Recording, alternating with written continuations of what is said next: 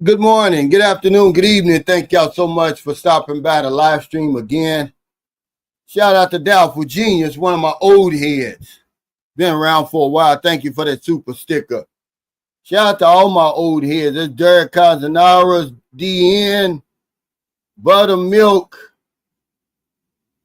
Unfiltered. Man, you got to find another damn topic other than me, man. I saw a couple of your videos. They reacting to my videos, which I don't care, but hell. Create your own damn content. All my fourth quarter members, what's up, Angelo? Appreciate you stopping by, man. Hope everything's going well for you in Canada. What's that weather? When does it get cold in Canada? But all of my fourth quarter members, man, I've got a good video coming up for y'all. Also, get a live stream in before I head to Sikihor. I'm going down a couple of days early. Any new viewers and subscribers join us today? Welcome. Anybody catching this on replay? The peso went back up 57.15. Which is good. Let's keep it going, man. I saw where the Philippine government is trying to negotiate with the U.S. government to lower the tariffs to 15%. Good luck. Also, what's up, Philip? Does this feel? Yeah, you're in the Philippines now. Man, I'm going to call you today after my live stream. You left me your number, and then I hope you can make it to the meet and greet.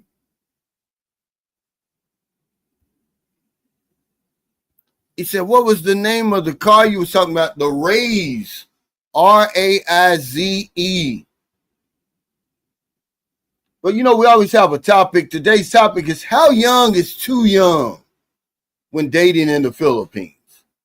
Are some men crossing the line?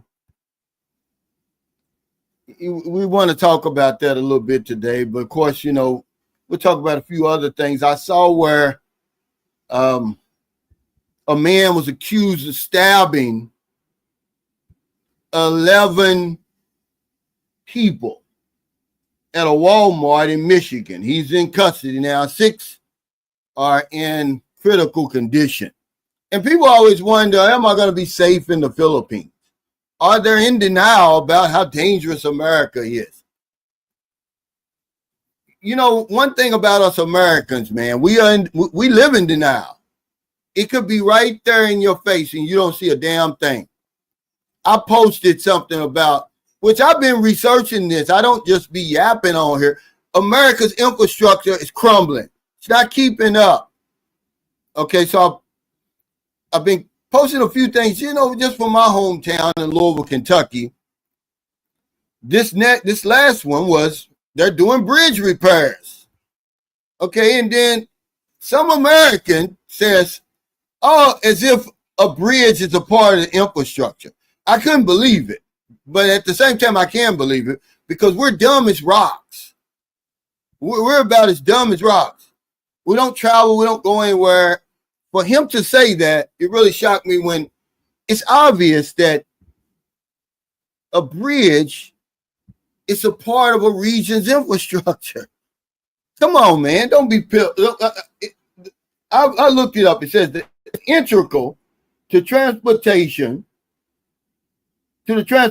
system and contributes significantly to the overall functionality of a region's infrastructure. They said they're a crucial part of infrastructure, guys. Come on. Okay. But yeah, but they're back into discussions again, Eric. I was reading the paper today. They're trying to get it down to 15%. Yeah. I mean, we're just in denial. Here's a guy. And why does it always happen at Walmart? What is it with Walmart? I remember the guy killed all those immigrants, and Walmart down in El Paso, Texas. They gave him a death penalty, and they just gave the cocksucker the death penalty that killed those 4 college students in Idaho. Now, remember, I tell you a lot of stuff that goes on over there is a distraction. While they're worried about Epstein and all that, and who went to the island and all that, they quietly signed a plea agreement with this clown, man, that went in there and butchered these 4 college students. He's a criminology major, and he wanted to try to commit the perfect crime. Well, you probably would have if you wouldn't have left your DNA behind, you stupid bastard. You know what I'm saying? He left the sheath to the damn big-ass knife that he used to basically cut these young kids to shreds. And then he comes to his sentencing like a coward. He accepts a plea agreement to avoid the death penalty. Oh, man, the parents, man, if you got Prime, man, they got some great documentaries. But it was One Night in Idaho is on there. Because I've been watching a lot. I've been off YouTube, really. And, you know, the front pages and stuff. But they let this clown get away. Now, this is what the death penalty was designed for. I thought. Yeah, he got life without parole. He said, okay, any woman under the age of 18, but 20 is too young for you old-ass ninjas. I'm dropping a dime if I find out facts. Yeah, it's crazy. But, you know, speaking against America is akin to blasphemy. This is how dyed in the wool we are over there and how much we've been drinking the poison. You say something about Americans, man, and boy, you in for an argument because it's the greatest country in the world. Yeah, there's a lot. Hey, thank you, Greg. Man, guess what? You know what happens in threes, right? I don't know if y'all hear my fan, but my damn aircon system went out. We're waiting on the repair guy, but I'm probably just going to have to buy another one. You know, we run that thing 24/7 every single day for the last 4 years. And it conked out, man. He came back yesterday, said it's a new motor, but he claims he's got a used one from somewhere. I was like, dude, but, you know, first thing he says, oh, it's the expensive part, ma'am, you know, because I was at the gym. And I know what that means. I'm not paying all that money for anything used. So I'll probably end up buying one, man, you know, and that's why I'm waiting on now to see what that's going to cost before I head down to Dumageddon, because hell, I was going to head down to Dumageddon on Monday or Tuesday. Well, at first was my water line, now it's my aircon. What's up, Dre? What's next? Well, my water line was high, but not my electric. My electric, I got it today. It's 8,642. One lowest that I've had in a while. I was happy with that because last month it was 97, and the month before that was 10,000 something. He says the hottest in history in the U.S.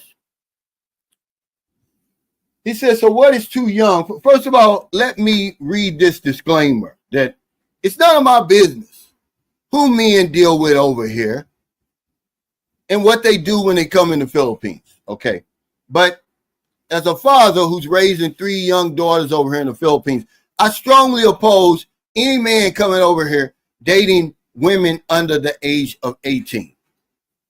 I want that to go on record. Okay, I received a Facebook post, ladies and gentlemen, not some secret photos of people. It was a Facebook post, a public Facebook post. Thousands of people saw this. It was of a man with a very young girl.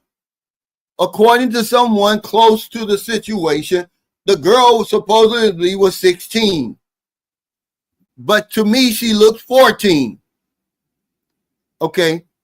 Fortunately, somebody close to the situation alerted authorities. Now, what's going to happen after that, I don't know. So I said, let's talk about this, because some guys really like to date women like that. For some reason, we think that everything goes over here in the Philippines, that you can just come over here and do any damn thing you want. Y'all hear me talking about respecting the people and the culture? This is what I'm talking about. When you come over here, y'all, the age of consent is 16. Not for your old grown ass, it's not. And there's some insinuating circumstances attached to that. There's a Republic Act 18 that makes it a crime for anybody who's thinking about coming over here fooling with these women under 18, for you to have any type of relationships with minors under the age of 18. They're minors, okay? This guy was just a creep. You could see it in his eyes. Like, dude, somebody needs to stick their foot up in your ass. Okay? There ain't nothing cute about that. That was a little bitty girl. When I showed the picture to Marilyn, she went off. Because we seem to think it's okay that Filipinos will turn a blind eye to it. No, it don't. No, they won't. Yeah, you got low down people everywhere. There's some low down people over here that farm these young girls out to these old ignorant ass men. You know. Hey, Sonny D says your Cash App up and running, Cal. No, you can't have Cash App over here. I should have established one when I was at home, but I didn't. I only have PayPal, Zelle, you know. Yeah, you know, the way to tell, even if they don't have ID, is the birth certificate or the baptismal certificate. That's two of the best ways. But I just want to have this discussion today to let you know it's a crime. And you will be brought to justice if you're lucky. More than likely, they're going to deport you, and you won't be able to get in many countries after that. Okay, for a sex crime like that. But yeah, this guy is looking up there. You could see it in his eyes. I told Marilyn, yeah, something's not all the way there for him to come over here and fool with a girl that age. And he's proud of it. He's and it's been posted on Facebook, of all places. You know.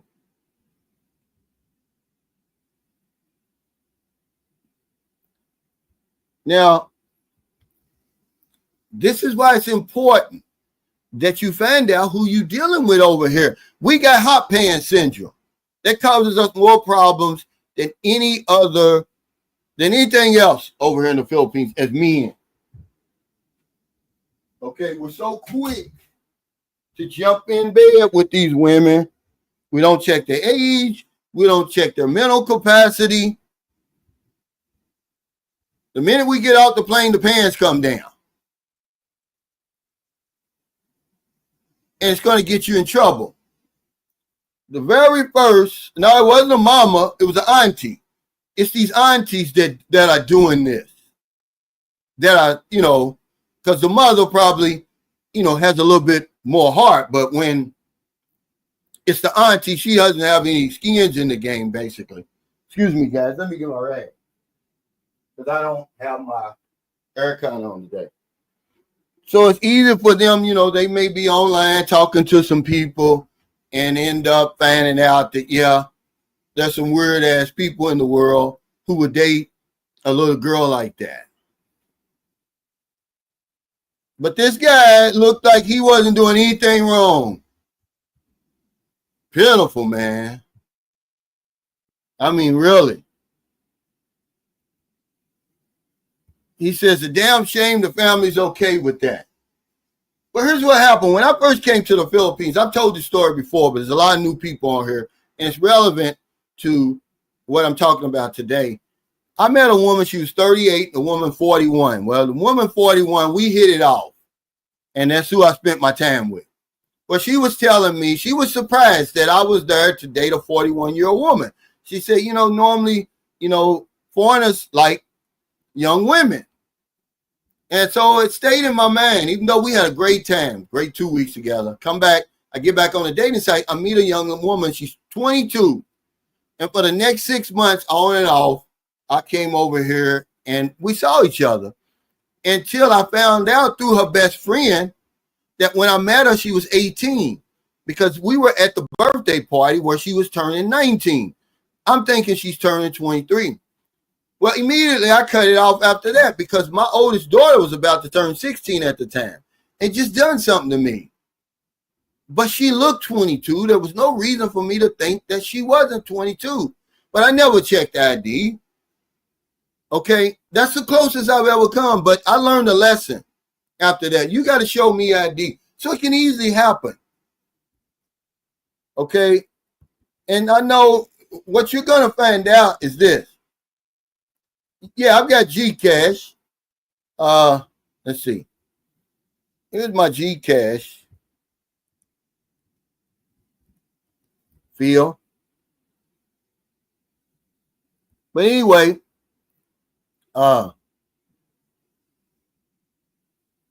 wait.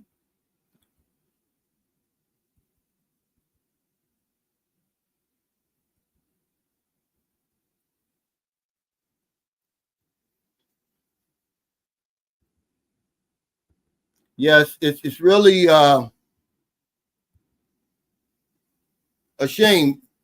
But anyway, I'm glad that they were able to somebody was concerned. They call them concerned citizens over here. And they put the authorities on that. He said, same thing happened to me with a woman in Bulacan. Claimed she was 22. Aunt was doing all the talking because the woman knew a little English, didn't have ID. Nope. Yeah, see, you were smart about that. But we don't care, man. We're so in a hurry to fool with these women over here. And they use that, the age of consent is 16, man. Okay. Don't say that I didn't warn you. Yeah, she looked 22. I mean, she carried herself like she was 22. But what I was going to say before I lost my train of thought was, you're going to see on YouTube, and when you come over here, there's a lot of men who have married 18-year-olds. They've gotten away with it, so now the woman might be 22 or 23 because they've been together for a while. But they're grown-ass men, and remember, I'm not judging. We're just having a conversation. These are 50-something-year-old men coming over here dating these women. Okay? Like that. And they sneaking over here and they're doing it. But some of them don't care. He said age is important. Mental age is a big difference. It is. Because some women over here, you're going to meet a very small percentage, though, of 18-year-olds. I've got a 19-year-old, and she's in college right now. She just left the other day. And I've been around her ever since she was 12, about to turn 13. And I just look at her like, how can you come over here and date? She's not one of those, okay? She's a legitimate 19-year-old, like, duh, I got the phone all day, and, she's not worried about, cleaning the house and cooking and all that other stuff. There's the small percentage of 18-year-old women over here who conduct themselves like grown women do. But remember, once they get 18, because that's what it is over here. It says once someone turns 18 and is of sound mind and body, they are considered an adult in the Philippines. As a matter of fact, according to the Philippine Statistics Authority, 1.3 million Filipinos turn 18 each year. If you're not sure, man, check the birth certificate, the baptismal certificate. Those are two of the main ways. He said he'll get deported and run for president. Yeah, but see, here's the thing. You didn't see the picture, and you're right. He said he had no shame strutting around like his helper won first place at the county fair, totally foul. This picture I was sent, it's a Facebook post. It wasn't sent to me secretly or nothing. Somebody said, hey, look at this. What do you think about this? And the family's in on it, the auntie or whatever it is. It's a grown-ass man full of tattoos with a little bitty girl, man. I was like, dude. But if you look closely in his eyes, she's like, this guy's ain't already there. Why in the world would you post that on Facebook, man? Or let anybody post it on Facebook and you be okay with it. You should be, man, you should be heading for the border. Because they're going to get you. They're going to get you, dude. You in big trouble. No, I'm not judging nobody, man. I just said I wasn't judging. My disclaimer, Aaron of Ishval, it says, it's none of my business who me and date or what they do over here. Okay? If you want to come over here and date a 19-year-old, 18-year-old, it's on you. Okay, we're just having a conversation. Don't come on here with that stuff, man. We're having a grown folks conversation. Okay? If you want to come over here and do it and you can deal with the looks and the stares and the cringiness, okay, then do it. But I'm warning you, okay, that it's going to be cringy as hell and they're not going to like it. So come on over and do it.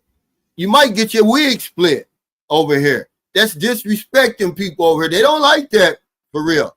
Remember, I told you, I was with the Filipino driver. He was the chauffeur of a friend of mine. And we saw something like that in Moncton, Newtown. And he was hot. And I'd never seen a Filipino man even act this way. I was like, what's going on, man? He's like, man, I hate that. I hate that right there. He said, why don't he get somebody a little older? I said, well, what do you consider older? He said 24. Okay, but they don't like it. There was a German who was beat up over here. Okay. Hey, Sonny D, if you go into any of my videos, look in the description. It should be a PayPal link. And just check, like, you know, I appreciate it, but Jacob Tanjay, can you go into one of my emails, one of my videos and copy that for me and put it on here? I appreciate it, man. Yeah, if you want to do it, do it. That's all I'm saying. No, I said this. He said, you just said you look at the 19-year-old you raised. He said, I don't understand how a grown man could. No, I didn't say that. What I said was some of these women over here are grown-ass women. They carry themselves like grown women at 18 and 19. You wouldn't know it because I was dealing with a woman for 6 months. I said, when I look, I said, but my daughter's not one of them over here. She's the typical 19-year-old that's on TikTok and Facebook all day. He's not worried about washing clothes and all that stuff. I'm going to tell you exactly what I'm saying. You can come over and do it all you want because people do it. Okay? They marry these women like that. All right? There's a guy, there's a popular YouTube couple. He was 56 and she was 18 when they got married. I don't know how old she was when they met, but that's their business. She's legal. Okay? Hey, what's up, Jack? I'm not saying, I'm just saying, you know, I'm telling you, I'm trying to help you, but you guys don't want any help. I'm telling you, when you come over here, they look down on stuff like that. Yeah, she's legal. They don't want you fooling around with them young girls like that. Now, if you go to, here it is, Sonny D. Thank you, Jacob. If you go out to some of these provinces where they're grown-ass women at 18 and 19. Okay, but for the most part, they're little kids, man. That's what they are. And, you know, some people, you know, they like young women like that. But I'm not judging anybody. If you want to go through that, it's not a good time over here. And remember, when I did that, I was 45. I probably looked 35. I'm not justifying it, because she said she was 22 and she looked 22. Okay? I'm sorry. But yeah, they're going to come over here because of the circumstances. And so they farm them out like that. Not only did they send, there was videos on the Facebook, and you could clearly see that the girl was nowhere near 18. She looked more like 14 or something. They're doing a dance on TikTok. And I'm like, man, this is crazy.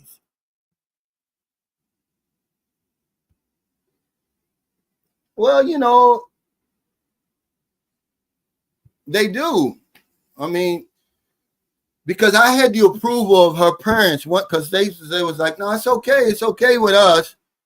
I was like, no, it's not okay with me. They lived in a province of Bislick City, a little bitty place called Lewegan, a beautiful place. I mean, it was province. There was no signal, no television signal. They'll cut you in half, and they would have never found you out there. It's the most remote I've ever been in the Philippines. It's in northern Mindanao. And her father didn't care, because she was grown. She was 18. But to me, it was just too young, man. And a lot of times, this is what this manosphere, when they talk about, they want single women. Well, over here, that's what you're going to be dealing with. But the guy specifically said 24, and I kept that in my mind. Because when I look back on it now, my wife was 24 and my son's mother was 25 when I met them. That was after. Remember, I was still in my 40s. But you can date whoever you want to date. But I'm telling you, it's a crime if you want to date somebody under 18. That age of consent does not apply to you.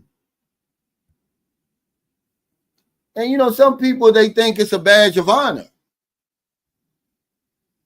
Okay? They don't have a problem with that. Yeah, it's a crime over here, and they look down on it, but we think, we can do anything we want to do over here. This is the problem.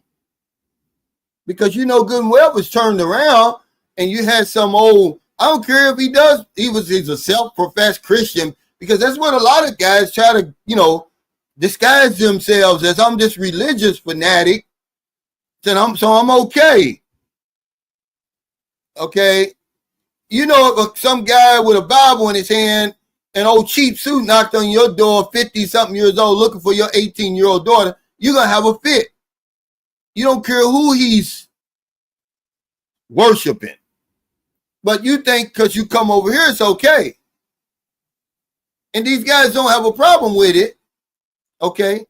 And who am I? I'm not the authorities. The Filipino police, they can handle that. Okay? But the Philippines will expose you. I did a video on it before. Y'all know I talk about the stuff. I don't try to beat around the bush. You was that way over there. You just couldn't deal with them young women like that. They would hand you your head on a silver platter. Yeah, he said, and going out publicly with that girl, that's real bold. Yeah, but when I looked at the Facebook post, man, he wasn't there, man. This guy, he looked like he could be a serial killer. There was just nothing there. His eyes said nothing. He's standing up there with his arm around the little girl, way down here, little bitty girl. And he's going out to the swimming pool with her and different things like that. I guess traveling around with her. Like, dude, don't you know they'll kill you down in Mindanao, wherever you were with that girl?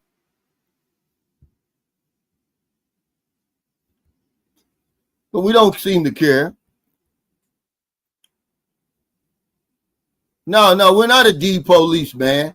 And I'm gonna tell you, you keep making them videos about me, man, your channel's gonna go down. It's not gonna go anywhere.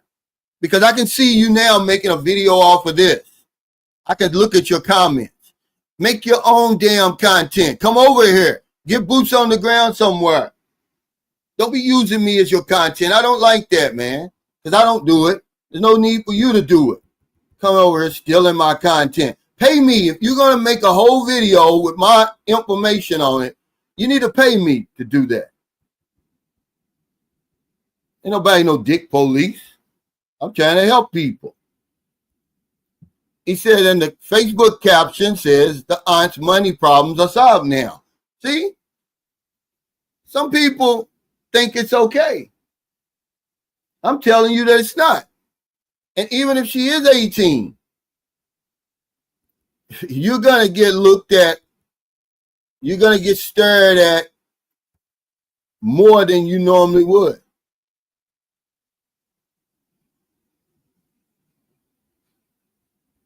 Yeah, you know, some guy with a damn cheap suit coming looking for my, you're going to be like, man, what's wrong with you? But you come over here, you think it's okay to do it.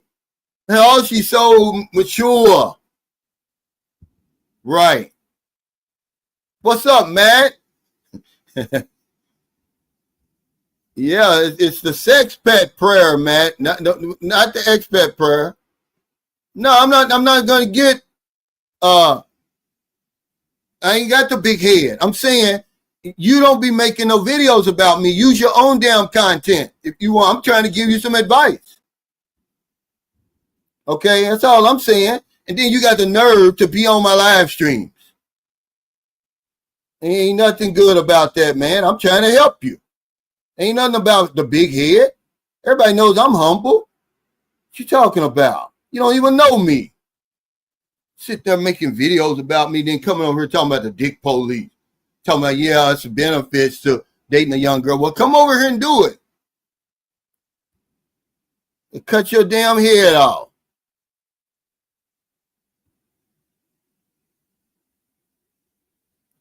Yeah, they know, the auntie knew that she was under 18. She knew she was 16, but hell, that girl ain't no 16. They really trying to soften the blow.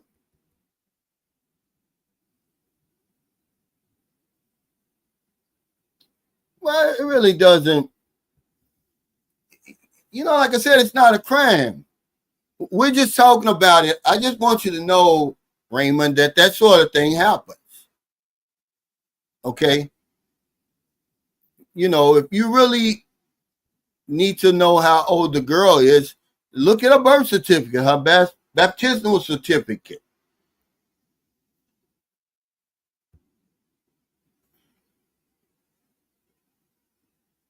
Okay, well, if you're in the Philippines and that's all the content you got with everything going on in the Philippines, what kind of content creator are you, dude?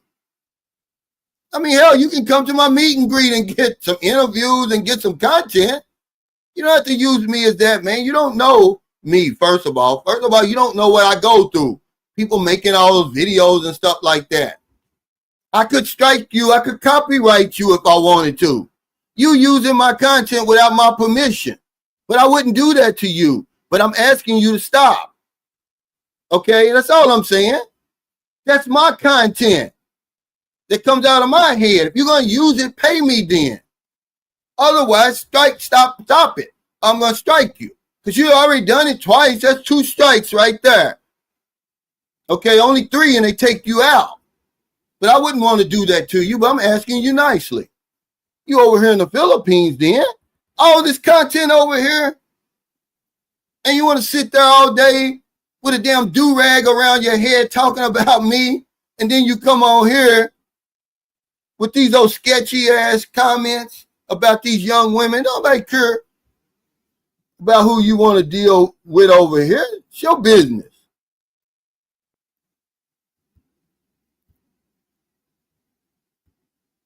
Yeah, well, even if you are Q in the Philippines, that makes it even worse.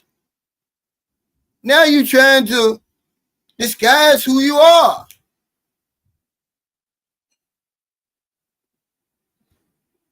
Yeah, this guy right here. What's up, Blizzard abroad? He is, boy. If he only knew, but I don't think he really knows. I just don't think he's all the way there, because he's running around with this girl like she's a grown woman. Okay.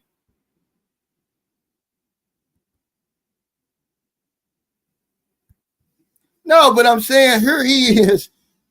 All he had to say when he first started commenting was, "This is Q in the Philippines," because, you know, when you got a channel, Blizzard abroad, they'll have mentions.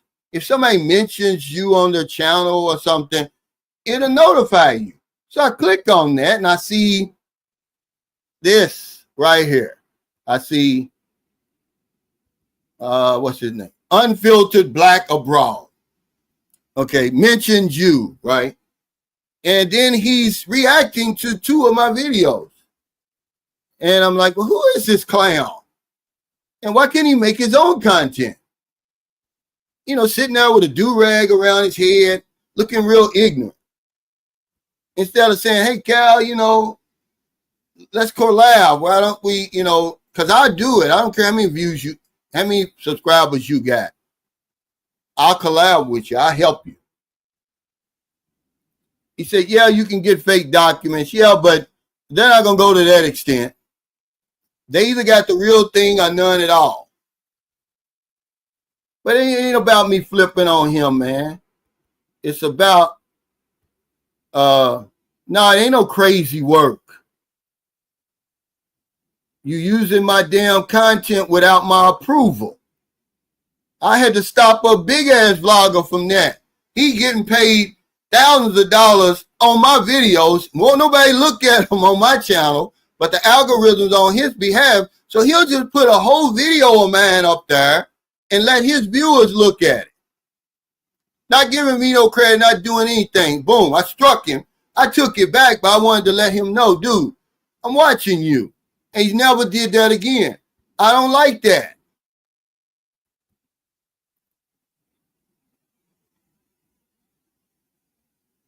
He said, Cal, I used to work the John Suite, and to see the sinking feeling of the guy's face after I arrested them for engaging in prostitution is a gut punch. But engaging in prostitution with a minor, yeah, you know, now they're trying to work out some kind of deal. It should show you how evil our government is. They're going to work out a deal with a woman who is abusing children, man, sexually and everything. You know, grooming these little kids and handing them over to these old nasty ass men. This Ghislaine Maxwell. Imagine they're going to work out a deal. They're so afraid of this cocksucker who's sitting in the Oval Office getting exposed, when anybody who's got good sense knows he's been on that island screwing them young kids. Okay, it's all in his records. It's all in his history. He was found liable, okay, for sexually abusing a woman, had to pay $6 to $8 million. Okay. So it's not like he's fooling anybody. No, because I didn't know you, man. And you don't be donating to me if you're going to turn around and try to use it against me. You know, you're wrong, man, for doing that stuff. All you got to do is, if you was Q in the Philippines and all you had to do is ask me, hey, let's collab. Can you help me? Let me bring you on my channel or whatever it is. I do it. But don't give me another damn peso, dude. If you're going to sit there, and that's not why you support people, so you can turn around and say and do whatever you want to do.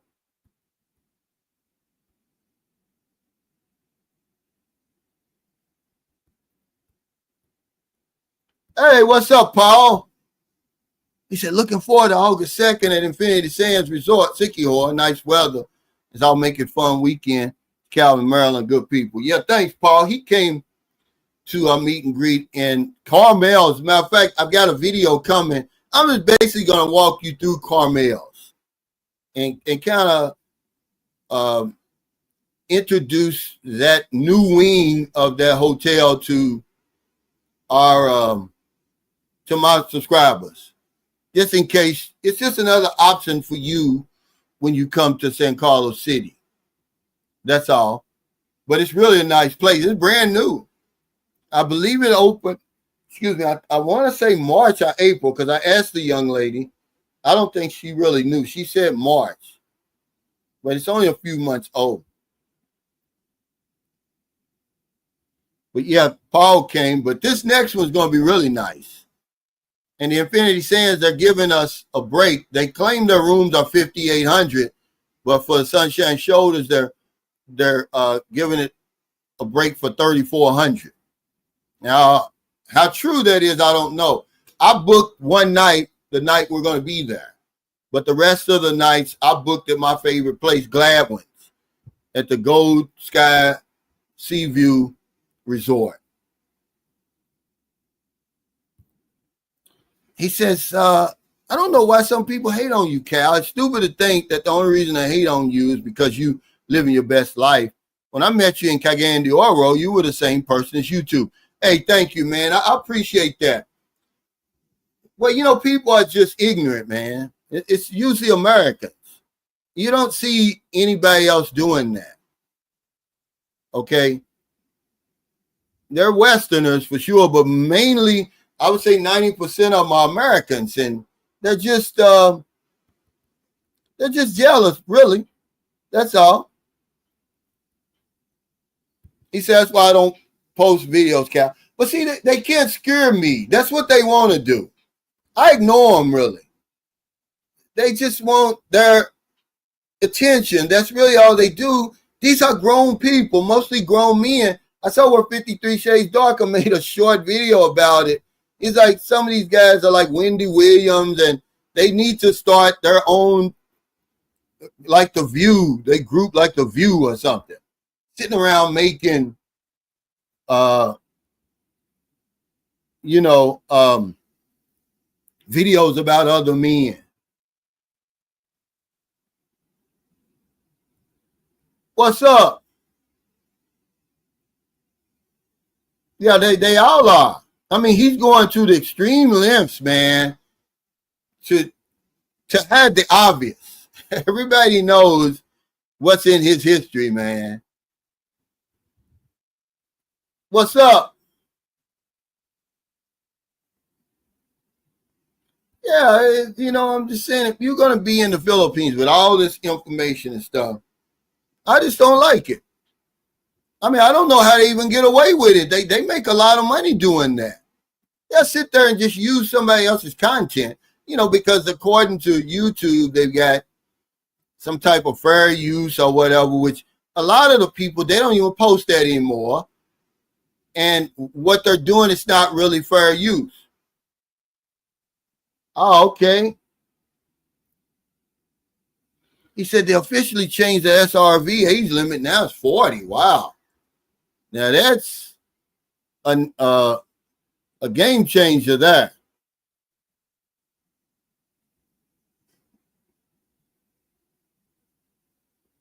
Yeah, I mean, he's always wanting to bring that up, man. Who brings that up? If you want to support the channel, then support the channel. Don't bring it up. Oh, I gave you so many pesos or whatever it is.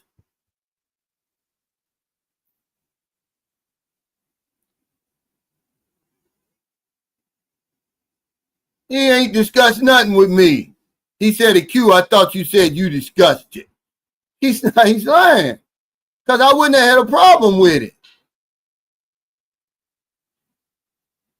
But I didn't even know who Unfiltered Black Abroad was. I thought it was just somebody trying to get some brownie points off my name like they do out there. He said, hey, Cal, the resort you mentioned, the Gladview, how much per night? Well, anywhere from 1,300 to I think 1,700, but he's always fully booked, Ryan, because we're bringing a lot of people with us when we come. There's a lot of people from their gyms coming, especially the women.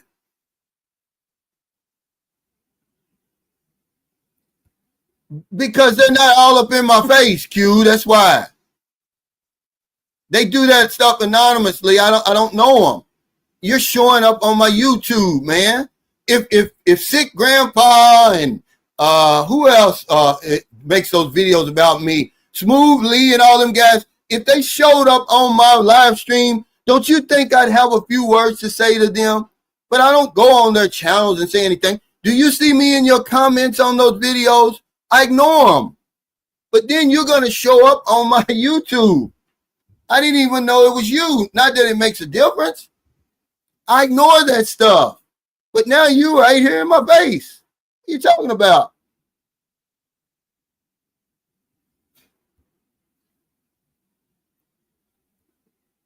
You know, what's up, Juice? Hey, Anthony. I believe in the YouTube community. You know, people like that who make those type of videos, they're weak, man. They can't come up with content, so they got to talk about somebody else. That's weak. That's what 53 Shades Darker was talking about. I said amen for that. You know, if you look at those guys' videos, whenever they mention my name, those are the ones that get the most views.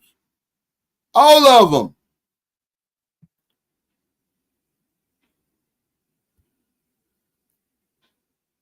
He said, I'm trying to figure out the sweet spot to visit in the Philippines this year. Man, it's a lot.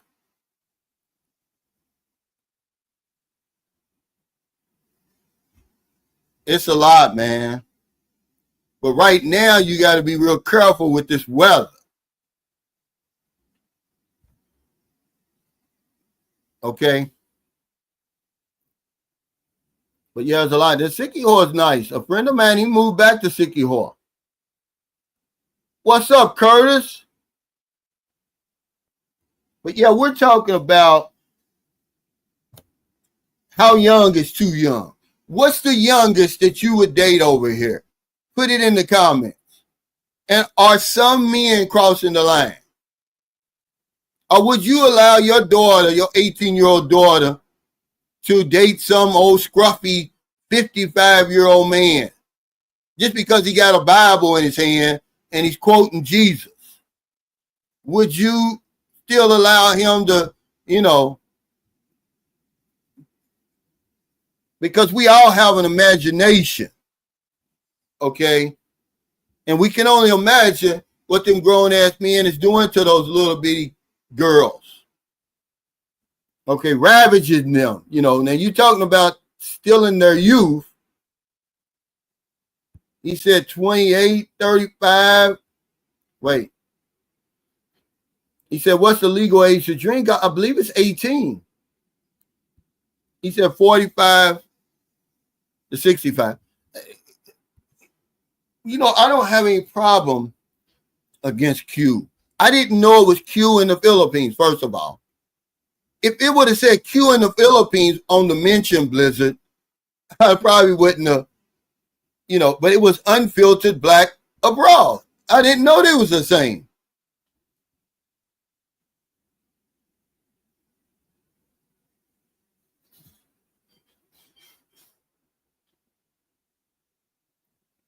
He said 25 is probably the youngest, but I'm 35. He said he likes the girl from 21 to 40. Wait, Passport X says 24, but I'm chatting with a 30-year-old. 25. He said, I'm 60. I'll date 30 to 35 and up. Cal, you the man. You know, everybody's going to have an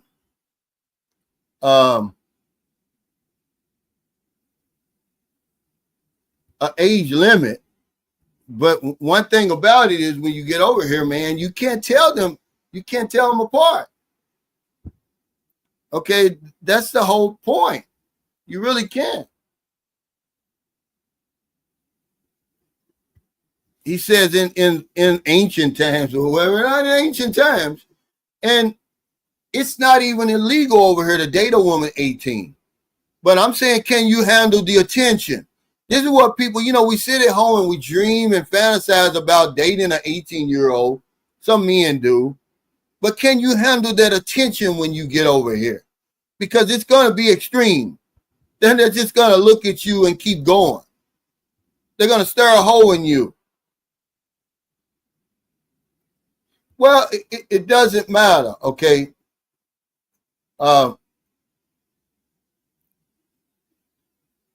It's still my content. He still should have asked my permission. And if not, then don't show up on my Facebook. Otherwise, I would ignore it. But he shows up on my live stream. I mean,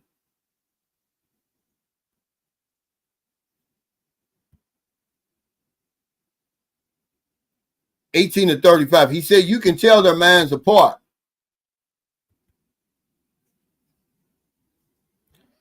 It's not a big deal. I didn't know you were Q in the Philippines. If you would have just said Q in the Philippines and did that, I wouldn't have thought nothing of it. But I'm thinking I'm dealing with some clown out there because I really don't know what you look like. When I clicked on the mention and I saw some man with a do-rag around his head talking about sunshine shoulders. Oh, I disagree with this I was saying something about only fools fall in love in the Philippines or whatever. It was 2 videos he did.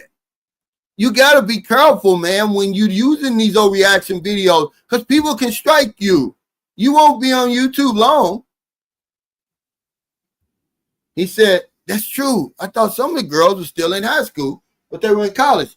Phil, you got to be careful, man. You have to ask for ID.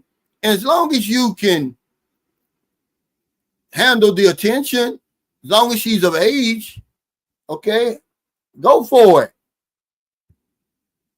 But I'm telling you that, man, you ain't going to be able to handle the attention, Michael. It sounds good. Wait till you get over here.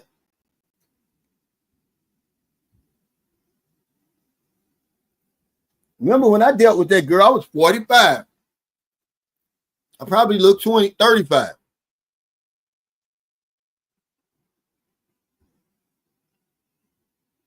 He said, yeah, Q, I didn't know who you were in my live stream either until I clicked on the name,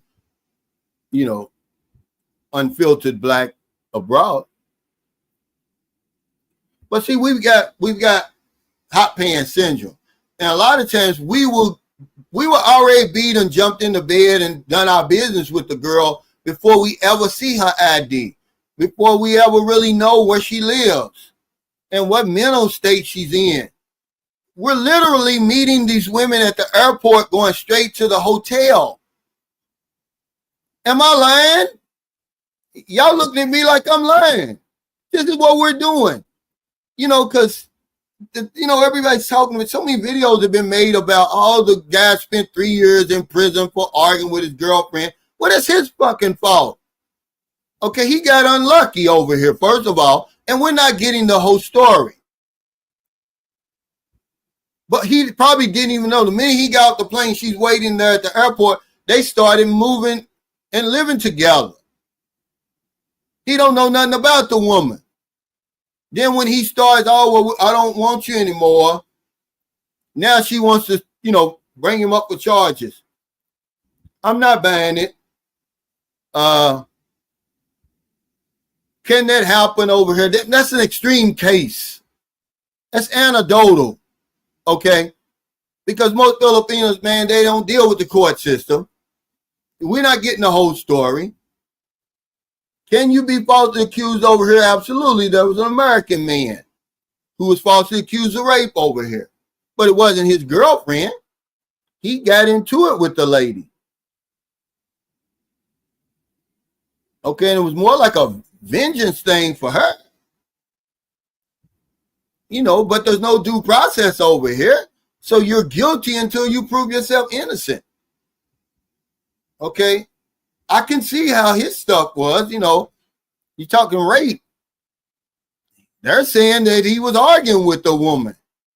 Like, really, man? I've been over here a long time, man. Most of the women that you deal with, okay, if it's over, it's over. They'll go on and find somebody else. Y'all dealing with the wrong women. He said they'll be in a full-blown relationship before they get off the plane. Absolutely.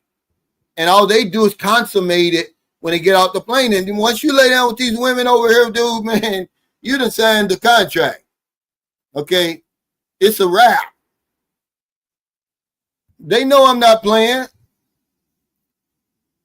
Straight from the plane to the hotel. I done it so many times. Everybody does it, and you're lying if you say you don't. And if you don't, you are the exception to the rule. We're already in relationship. People are marrying women over here after on their first trip over here.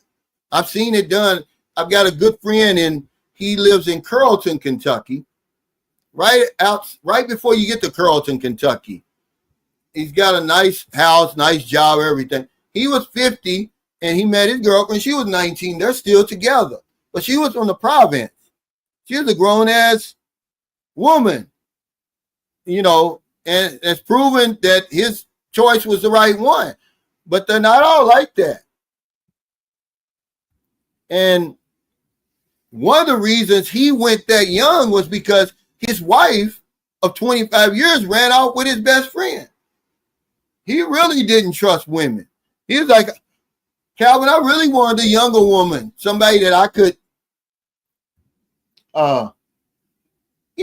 groom. Hey, Mike Onstadt, hold on. I got to get my phone because my computer's running.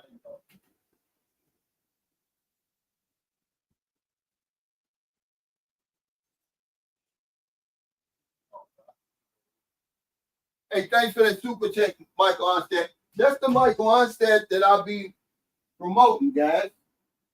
If you're, hold on, I don't even know where where's my stand for my camera?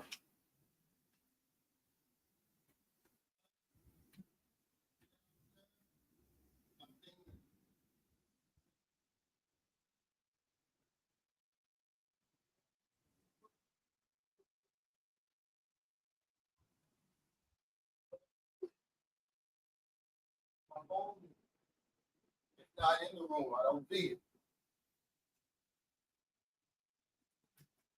Yeah, if y'all interested in, I'll just use this. Hey, I apologize. But thanks, Michael. I told you I'm having that meet and greet in Sikihor Island, man. If you're going to be available, I'm pretty sure there's going to be a lot of people there who are interested in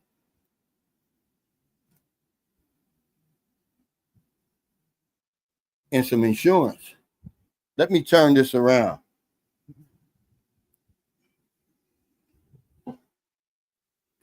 I'm in the damn.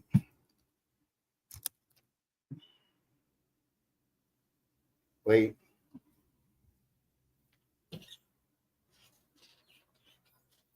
What the hell's going on?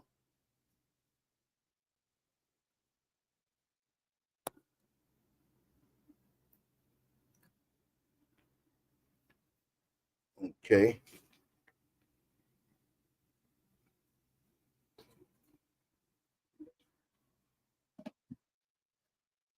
But yeah, if you're going to be available, that would be a good place to get some additional business, man. Let me scoot this over. I'm getting ready to transfer to this. And I never would have even went off on Q had it not been for him making them sketchy remarks about dealing with young women and don't be a dick watcher. Really, I'm not a dick watcher. That's the very first thing I said. I don't care who you dealing with.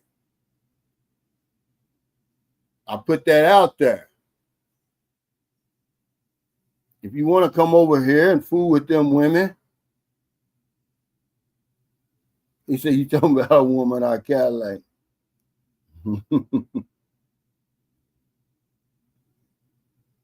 Yeah, I appreciate that, Michael Onstadt.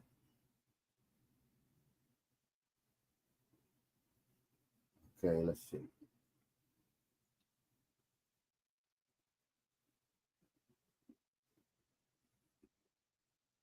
There you go.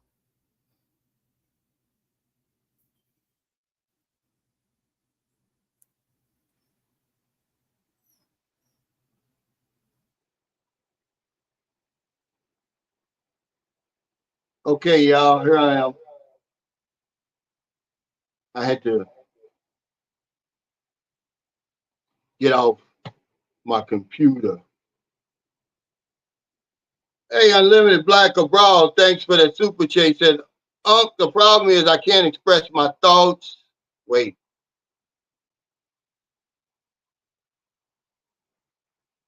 He said, Unc, the problem is I can't express my thoughts like I want to. I'm limited in the comment section. That's why I created the channel. Didn't mean no harm. Can I get your blessing? I'm a big supporter. Man, like I told you before, if I'd have known it was Q in the Philippines, it wouldn't have been a problem. I just thought you was another guy trying to climb up my back to create views. If you'd have put, if they'd have said Q in the Philippines, I wouldn't even thought no more about it. I probably would have laughed at it. But I didn't even know it was you. I guess you were in some type of disguise. But yeah, you know I don't hold no grudges like that, man. Honestly, I'm just, you get tired of people doing that. And I ignore the rest of those people, but they don't come on my channel.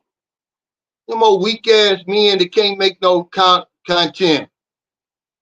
So they beefing with each other, I see. And everything like that. They ain't gonna say nothing to you to your face. It's like, why even worry about it? So I ignore them. I don't give them the time of day. I normally don't even mention them. But because you mentioned it, I did. But yeah, let's get back to the discussion. I wish one of y'all would show up over here trying to date Sahara. You're gonna have me to deal with. Maryland's not gonna allow it. Everybody don't allow that over here and say, oh, she's grown. Most of the families over here, somebody's gonna step in. You get the families in the squatter areas, in the deep province, who say, yeah, okay, she's grown, and it's really a blessing for them to leave the house because that's less money that they have to spend. They don't have to take care of her anymore. But for the most part, man, you're gonna get some pushback. Remember, I was in the deep province. They love that money I was spending. Remember, that's the woman I spent the $23,000 on the engagement ring. They probably never seen 23,000 at one time in their entire life. Okay, because they lived in a little bitty, it wasn't even a kubo. It was and I'm not putting anybody down, I'm just telling you 100% facts. When I went down there, they were all fishermen. They lived right on this beautiful beach in a little place called Louisiana. Their house was literally 4 pieces of plywood around each other with a tin roof. The bathroom was outside, like a communal bathroom. And hell, we were eating, believe it or not, we were eating lobster every day because I like lobster. And it was only like, I want to say at that time, 350 pesos per kilo or something like that. They were getting those lobsters. Hell, we were having lobster for breakfast. So they didn't care really. They was like, because I remember right before I found out her age, it was Christmas. And I bought her father like a special bottle of candle wire. It was like a Christmas edition. Oh man, his friends couldn't believe it. He called them over, they drinking, because her father don't even drink anymore. And one of the guys said, oh man, you're lucky. Whatever his name was, I can't remember the father. And then one of the other friends said, yeah, but you don't have a pretty daughter like him. And it was all laughing. It was all jokes. There was nothing, you know,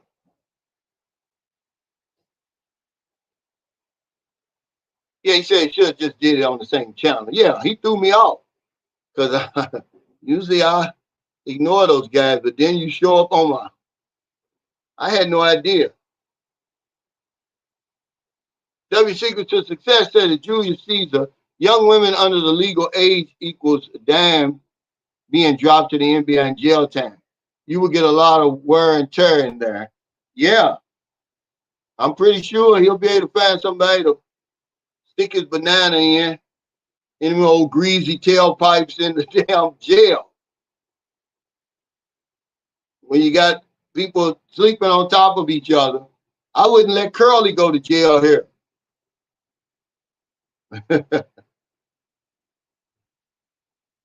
He said older women got kids, bagging too much mileage. That's true anyway. Well, this is what this manosphere is pushing, dealing with these very young women, knowing that they're hypocrites, knowing that they're not going to allow that with their own daughter. All right. Now, my daughter's in her 20s. She's already finished college. She's working, which a lot of women, which is the situation for a lot of women over here. Even though they're not earning a lot of money, they finished school. Okay, they've got a job. Okay, if a 50-year-old man comes to date her, she's grown. But 19 or 18, man, I better be hitting on hard times to be like, yeah, get the hell out of my house. But that's not going to happen. But I'm not hating on anybody. I mean, you can do whatever you want to do. I couldn't stand the attention. Okay, not at my age right now. He said, Sweet 16 forever. I don't know. This guy's eyes, he didn't look all the way there, James. And imagine he's traveling around the Philippines with this girl. Wherever they are, okay, somebody's going to turn him in. A family member already did. Or somebody close to the family already alerted social services on him. See? Because people was like, Cal, why don't you do it? It's none of my business. I don't even know if the woman might be 18. Okay? But the people close to the situation, they know. They got all the information. But when I saw the picture, I couldn't believe it. I just couldn't believe it. He said, W Secrets to Success blog, did you start a second channel? Yeah, I told him, because he's one of them, like, Cal, you need to call the NBA on him. I was like, dude, I'm not calling nothing. I don't know enough about the situation. I don't want to see anybody get in trouble. Anyway, if I knew them personally, what I would probably do first is go to the man first and be like, look, dude, you know it's a crime over here to deal with girls under 18, right? You know, and kind of help him. Be like, look, you know, it's not a whole lot difference between 16 and 18 over here, other than the fact 16 is a crime. I would have did that first. And then if he was like, fuck you, Sunshine Shows, man, your own business, then I would have been like, okay, well, somebody's probably going to be knocking on your hotel door. But I would have did that first, because I don't want anybody to get in trouble over here, man. You're talking about a whole other country. We're in a whole different hemisphere. We're no longer in the Western Hemisphere. He said, being born and raised in Detroit, going to the Navy for 10 years, graduated from K-State, Kansas State in 03, multiple occupational jobs and foreign security duties. You have to humble yourself going abroad. You really do. You at least don't violate the rights of your fellow man. That's violating those young girls when they're 16 and 17. Because a very good friend of mine, one of the first foreigners I ever met in the Philippines, the first foreigner, when he met his wife, they've been married for probably, let's see, it's going on 20 years, over 20 years now. But when they met, she was 17. And he claimed that he waited. Okay, because they met under there was some extenuating circumstances. He was dealing with her first cousin.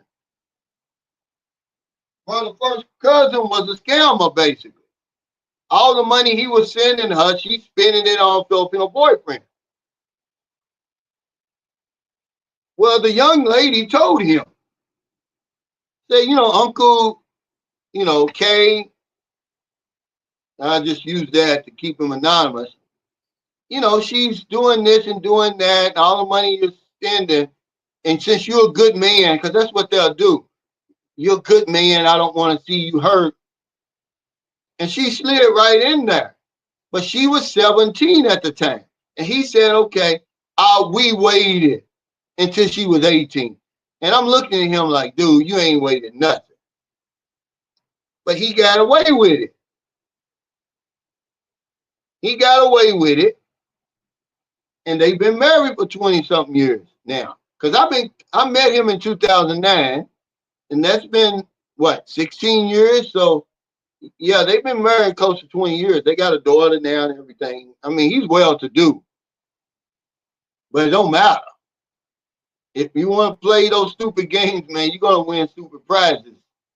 I would hate to get caught over here or something like that, man. With the reputation and all the information out there about that, man, they're going to throw the book at you, man. You're going to get no sympathy.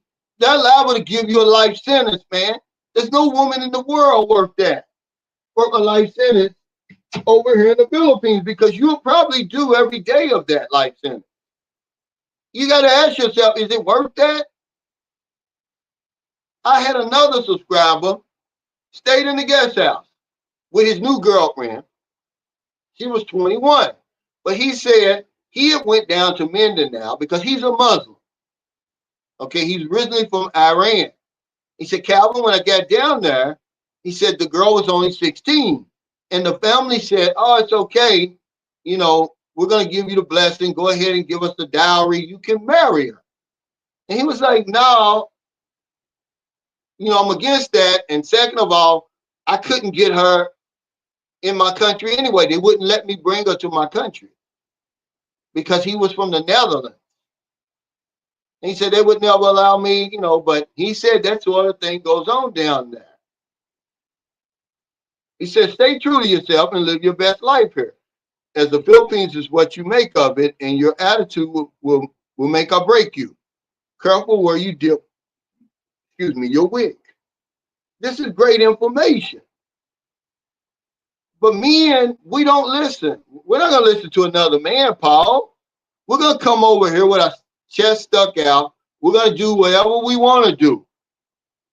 Okay? If a woman says she's 18 on the dating site, she's probably 14. Because normally when they're young like that, they're going to put 22 or 23 on the profile. So if you see a woman that says, I'm 18, man, you better be real careful. Hey, D-Sack, thanks for that super chat. He said, I watched the vlog with you and Marilyn on this topic. It was kind of cringe because she was so upset, even if the Filipina is of legal age. Yeah, she was certainly upset about the young lady because she said the young lady didn't look any older than our daughter, Sophia, who is 11. She didn't look much different, man. But then she was talking about, even if they are 18 and 19 and they're legal, she says they're not in their right mind. She says we're taking advantage. And that's the way Filipinos look at it over here. But we think it's okay. You think because it's okay deep in the province somewhere. Well, if you stay deep in the province, you're not going to have a problem. But the minute you start walking around, wandering around out here, man, people are going to be upset with you. So if you can handle the pressure, and even though it's legal, it don't mean you won't get your ass kicked. Because the same driver told me, he said, Cal, one time we whooped a German. They sitting out on the corner, they call them, what do they call them? Standbys. They call the guys standbys. In America, you stand on the corner, you drinking. Well, over here they call them standbys. He says, here comes the German with the 2 bar girls. Now, these are bar girls.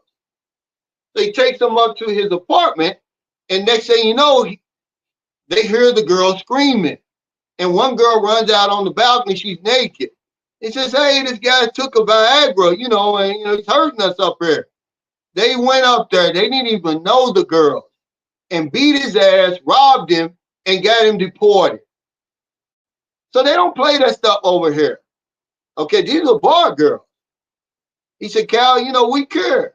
He said, y'all think when y'all come over here that we don't care, but we really do. But yeah, Maryland was upset about that, D, because they don't really like to see that. They know that you're taking advantage of these women over here, and they don't like that. They're saying, okay, there's plenty of grown women over here you can deal with. Give these girls a chance, is what they're saying. Me, it's none of my business. I'm going to keep walking. I'm not even going to look back. When I was in the van with the guy and he saw the older foreigner guy and the young girl, it was just something I see all the time. It never even crossed my mind to say anything. He stopped and said, man, I don't like that. And I was shocked. I was really, really shocked. Because I never seen a Filipino man get that upset. I thought they didn't care. Yeah, they watching you, man. So, if you big and bad enough and bold enough to come over here with that attitude, okay, because I see what I really see is this. They'll get a young girl like that. They're not parading her around. They'll go to a resort and spend their whole time on the resort, which if you're going to do that, it'll be smart. I'm not going to be walking around hand in hand in the mall with some 18-year-old that looks 12. Liz Brown says, I can't tell a grown man what to do, but I'm still a mandated reporter. So just know I'm telling even overseas. I hear you, man. He said, so instead of seeing the doctor after 4 hours, he saw the doctor a little earlier than planned. I mean, y'all don't understand, man. It's some crazy stuff that goes on over here.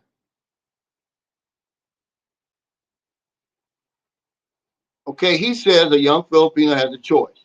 Marry a young local guy and probably stay poor. I get with a rich old foreign guy who can lift her out of poverty. It's her choice. But at what cost, Julius Caesar? This is the matrix thinking. And a lot of women think like that. But some women are like, I don't care.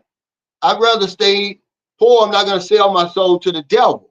Because remember, I asked Merlin on that video yesterday, which was a good one, by the way.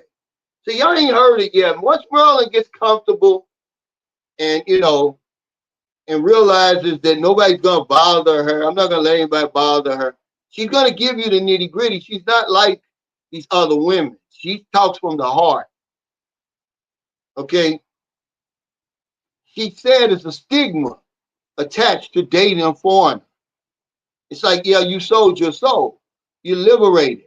And, people really don't care because they're saying, well, you really don't care for real. You don't care if I'm going hungry over here. You don't care that I can't afford to go to school or send my kids to school. You really don't care. I'm a topic of discussion, but there's a stigma. Now, y'all saw where I was watching a video. Somebody sent me a link to the video. Remember the girl, because I interviewed her early on in her YouTube career, Filipino Wanderer. Well, she's going through it right now with her boyfriend, right? And I'm not even going to talk about their situation. They're split up, according to her. Well, in the comments, there's a Filipino lady that says, oh, you're beautiful. Well, not in that comment, but in the next video, because she disabled the comment. She said she was getting a lot of hate, because of her and the father, the foreigner, they broken up. He cheated, I guess, right? But anyway, in one of the comments, it said, oh, you're beautiful. You deserve a young Asian man. Stop chasing foreign men. And I was like, wow. Everybody doesn't look at us as a way out over here. There's only a unique, select group of women who deal with us. But no matter how many times you tell people that, they think that all Filipinos want you. Man, you're going to get your feelings hurt over here. You better stay on that dating site. No, no. Filipino Wanderer, she was one of the early girls. Okay, I interviewed her and It's Wing together before anybody even knew who they were. I felt sorry for him because Mike's Philippine retirement, he took them to that's when he was living in Cebu. He took them to the meet and greet in Dumaguete, and they got ignored. None of the big vloggers, none of them would even give the girls the time of day. So I'm sitting there with Gerard, black man in the Philippines. We're eating a pizza. I bought a pizza. I'm like sharing it with everybody. And I see them, they get ready to leave and they look sad. And I asked them, I said, well, did y'all get any interviews? And they said, no, we didn't get any interviews. So I said, okay, I'll interview y'all. I felt sorry for them. It was her.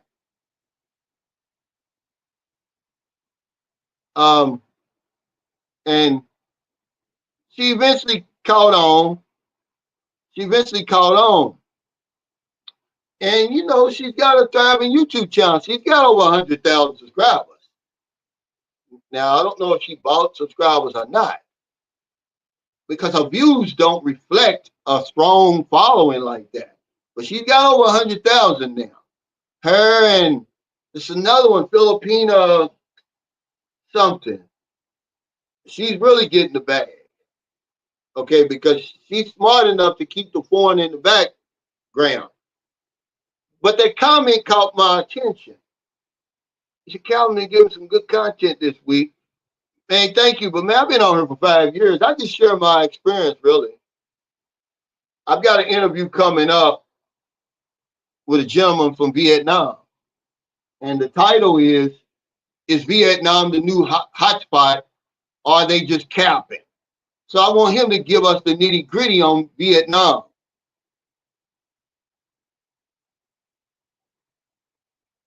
He said, there's a stigma to foreign nationals working on American bases overseas. The answers are similar.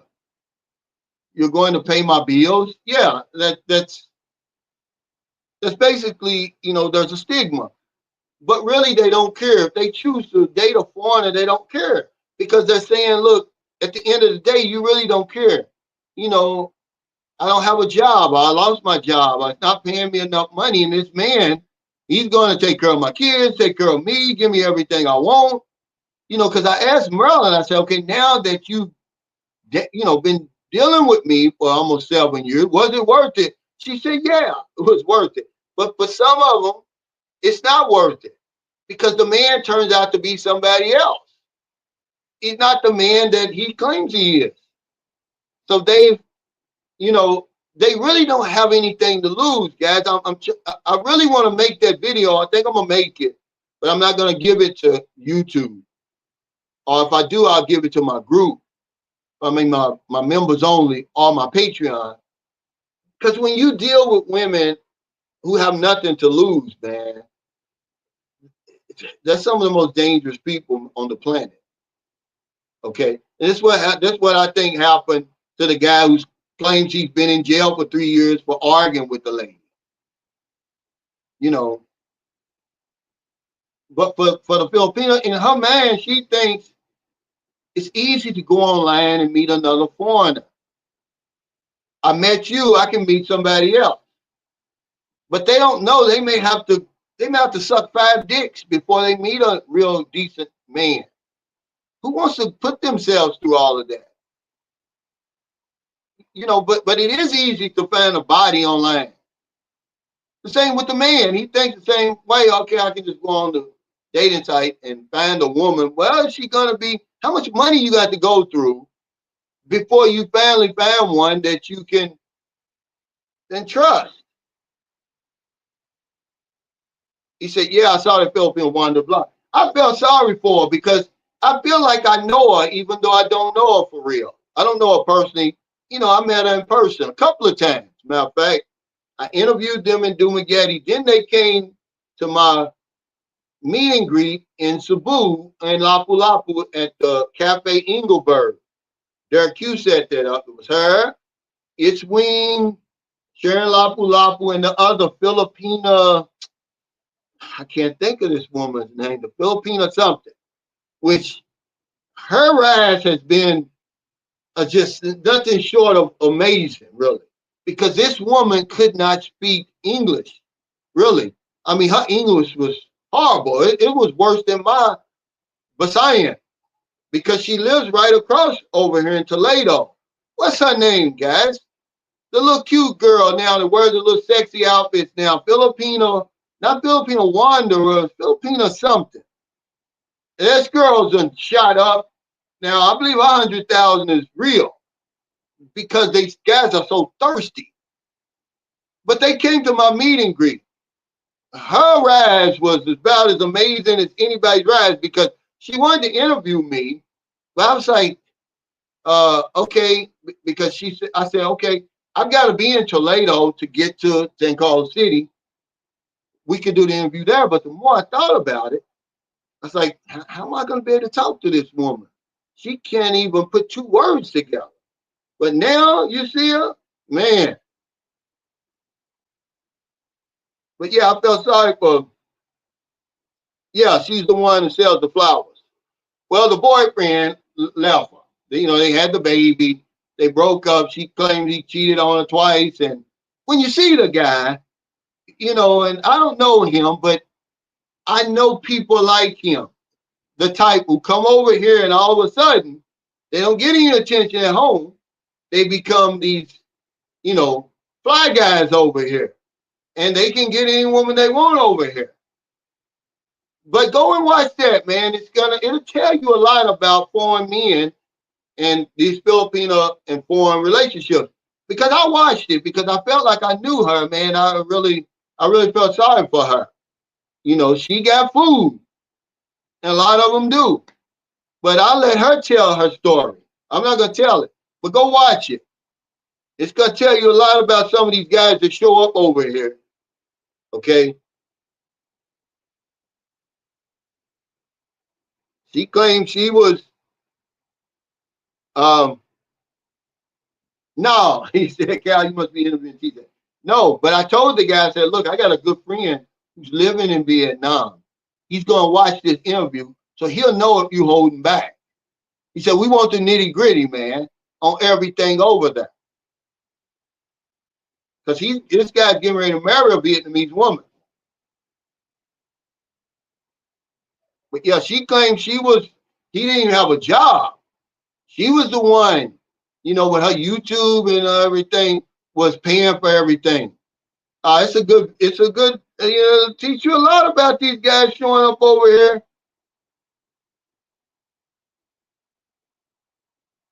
He said, LOL, probably most Filipinos don't want foreigners. I know. I've been saying that for 5 years. But that's okay. All you need is one. He said, but the ones that do are trying to find a foreigner that can help not only themselves, but also their family to some extent. It is true, man. That's just how it is.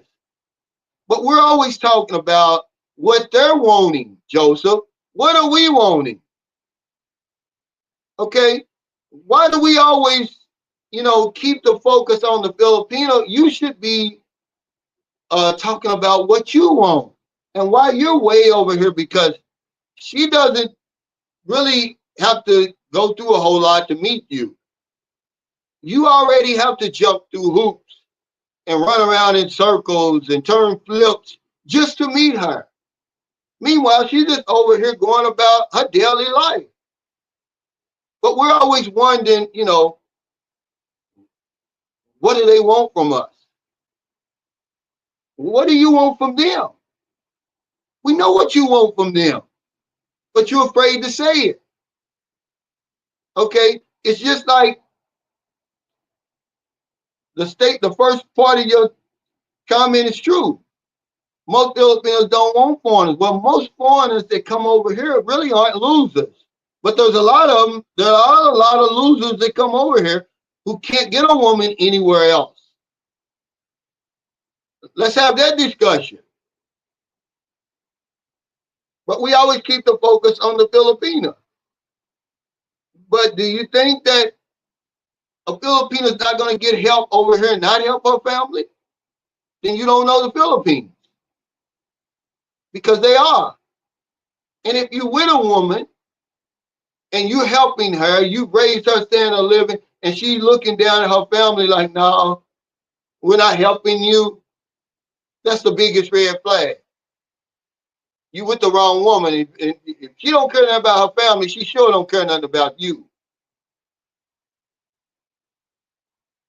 No matter what woman I've dealt with over here, the door has always been open. The door has always been open for her family to come over here and get something to eat or whatever. Okay, I pay the mother, not because I have to, because I know that that keeps them off of me.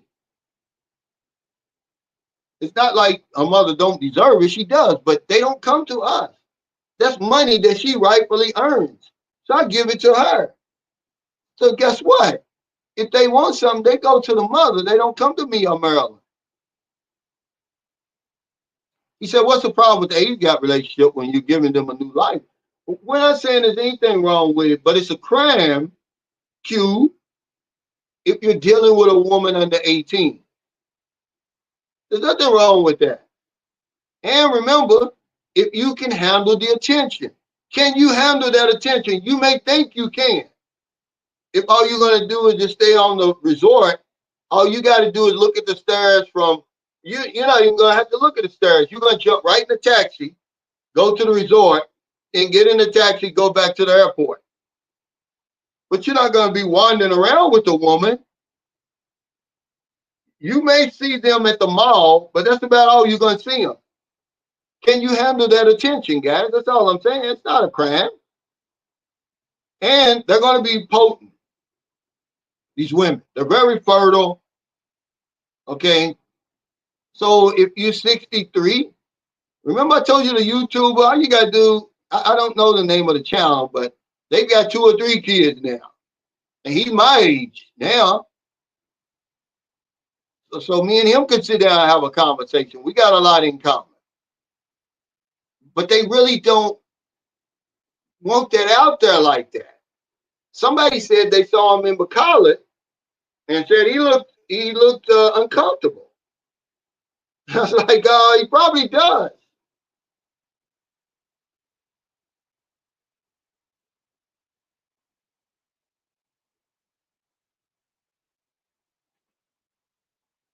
Yeah, TJ is a natural. I told him a long time ago, though, Blizzard Abroad, Esther, when around the first year we met, I was like, dude, you could have a heck of a channel because the places he goes, man, and where he stays, see, it would be not only would it be a great channel, it'd be interesting.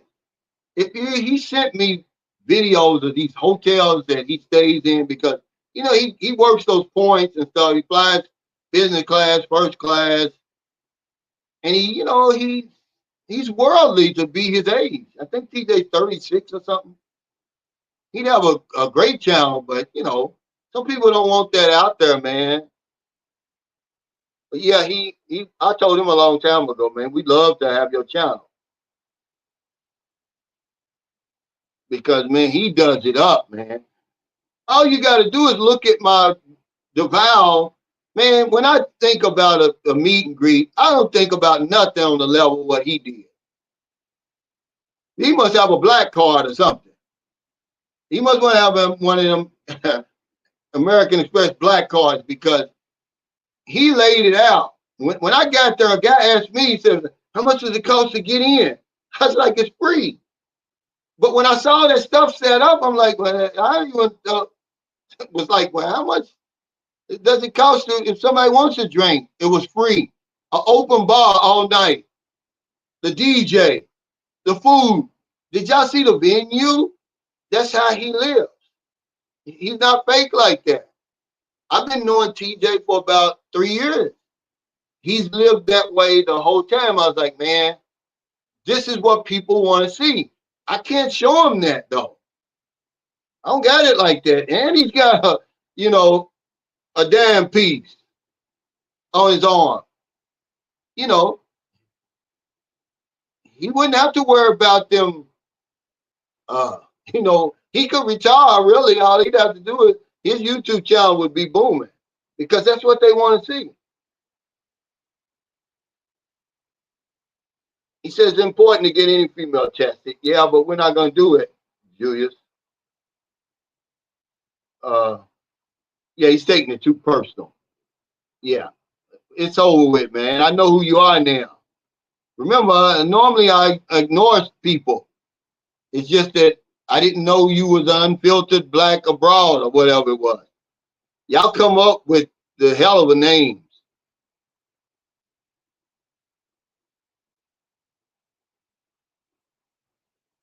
No, not Filipina dance. It's not the one. It's Filipina. Somebody help me, man. The little short girl that used to be with them, but now she done blew up. I mean, all you gotta do is look at our live streams, man, and you be like, damn, these guys are thirsty. I mean, she just sits there basically and does nothing. It's not it's not the other one, not the light skinned one. Filipina, I can't. Y'all know who I'm talking about because y'all be on the channel. What's up, Mr. Ray? Y'all know who I'm talking about. Not the Filipino PD, no. Yeah, this is it. See? Filipino lady. That's her. Her rise to YouTube stardom is about as impressive as anybody's I've seen on YouTube. I'm telling you, man, I couldn't believe it. I was like, is this the same girl that I met at my meet and greet? She could not speak English, man. She was shy. If you look at her now, somebody's coaching her, and she's very teachable. I couldn't believe it. I was like, is this the same one? Yeah. And her 130,000 or whatever she got is legitimate. Go on there and see, go in the comments. But you never see the man. She's smart in that way. And because I haven't been on there in a while. But her rise, there's nobody else's rise even comes near that, as far as I'm concerned. This girl, she wanted to interview me, and I was like, wow, this is going to be like pulling teeth. And now I look up, no, not Filipino Petite. It's elated, Filipino elated. He knew because he's on their channel. And they all on her channel, man. And, you know, she ain't talking about nothing, man. She ain't talking about nothing. Yeah, it's Filipino elated. I got to give her credit, man. Okay? She wears the little clothes and everything now. And I know her PayPal and LG Cash is probably flooded. But she came out of nowhere. Yeah, Filipino Wanda was a young girl from, they all from up this way somewhere in Cebu. You know, but she just seemed like the innocent type, and she met this guy, and he, you know, he blew her mind, basically. You know what we do, you know, they're not used to dealing with foreigners, man. You know, y'all, we're still a big deal over here. I asked Merlin that on the other video. I said a foreign man is still a big deal. Absolutely, we are. To have a foreign boyfriend, you know, and you're going everywhere, and you know, your whole standard of living. But in her case, she was doing all the, you know, splurging. She was spending all the money. Man, go watch her video. It's a good video, man. I watched the whole thing because I believe her. I believe her.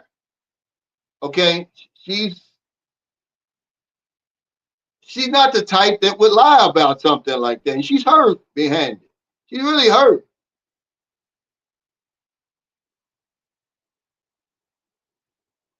He said, brother, I'm coming to see, he said, man, I'm coming to see my brother after I heal up and experience the culture and what happens, what happened.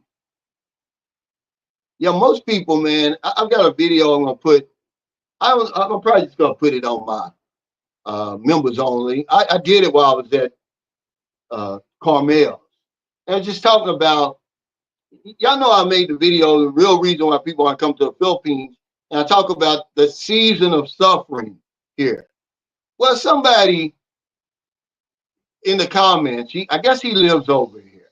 He's like, well, what happened? Cal used to make videos about how great it is over there. Dude, you know that I've made over 3,000 videos. Okay, there's good and bad anywhere. Most of the time, it's good. When it's good over here, it's good. And I was saying that, hey, I'm living utopia right now. Because all utopia is timing, luck, and circumstances. It just isn't your time yet to suffer or whatever it is. But that's what I'm talking about. The good and the bad, but it's not like we're lying, man. But most of the time it's good.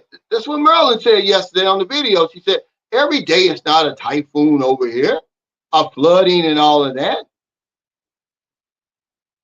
Most people that come over here really have a great time. They really have the time of their lives when they come over here. The Philippines is so different from what we're used to. That's what I was looking for when I came over here. I had just come from Mexico. It was too close. I've been around the world, but I'd never been to the Philippines. I'd never been to Australia. Those were the two places I wanted to come to.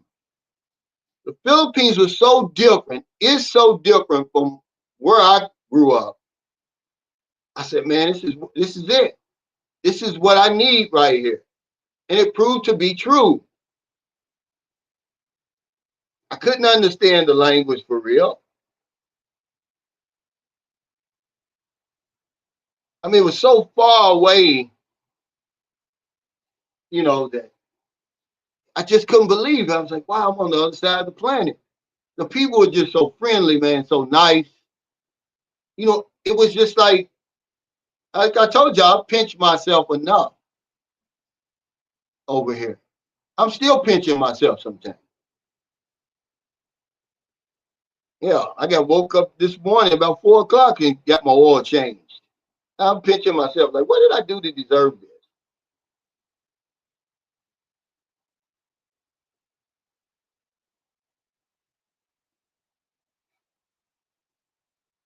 It's just find a Filipino you can trust. So true. It's true, man. You can, the looks is going to be there a lot of times. He said, my first endeavor trying to find a Filipino online turned into me almost dating a lady boy who seriously thought he was a girl. Yeah, well, at least over here, they will tell you. And it's not hard to figure out. You know, I've talked about that before. You know, lady boys over here are just men with long hair and booty shorts, really. They can't fool you. Now, some of them have moved over to Thailand and, you know, got fixed up. But the ones I see over here, they can't fool you. And they got all this makeup on and, you know, they just built like men with makeup, long hair, and booty shorts. It's like, okay, if you want to deal with that, you know, they're not fooling you. I'm just a man with a dress and a wig, like the last time we were in Sikihor. And here comes this foreign man, a white guy. I don't know if he was from Europe or whatever, but he's walking down the, you know, there's a road you got to walk down now, and then you get to the beach. And I mean, it caught your attention because it was just a man in a dress. That's all it was. And I don't have anything against that. I'm just saying that you're not going to get food over here. You might get food over in Thailand, but you're not going to get. Yeah, see, that would be good. No, you don't have to get your cloud up first.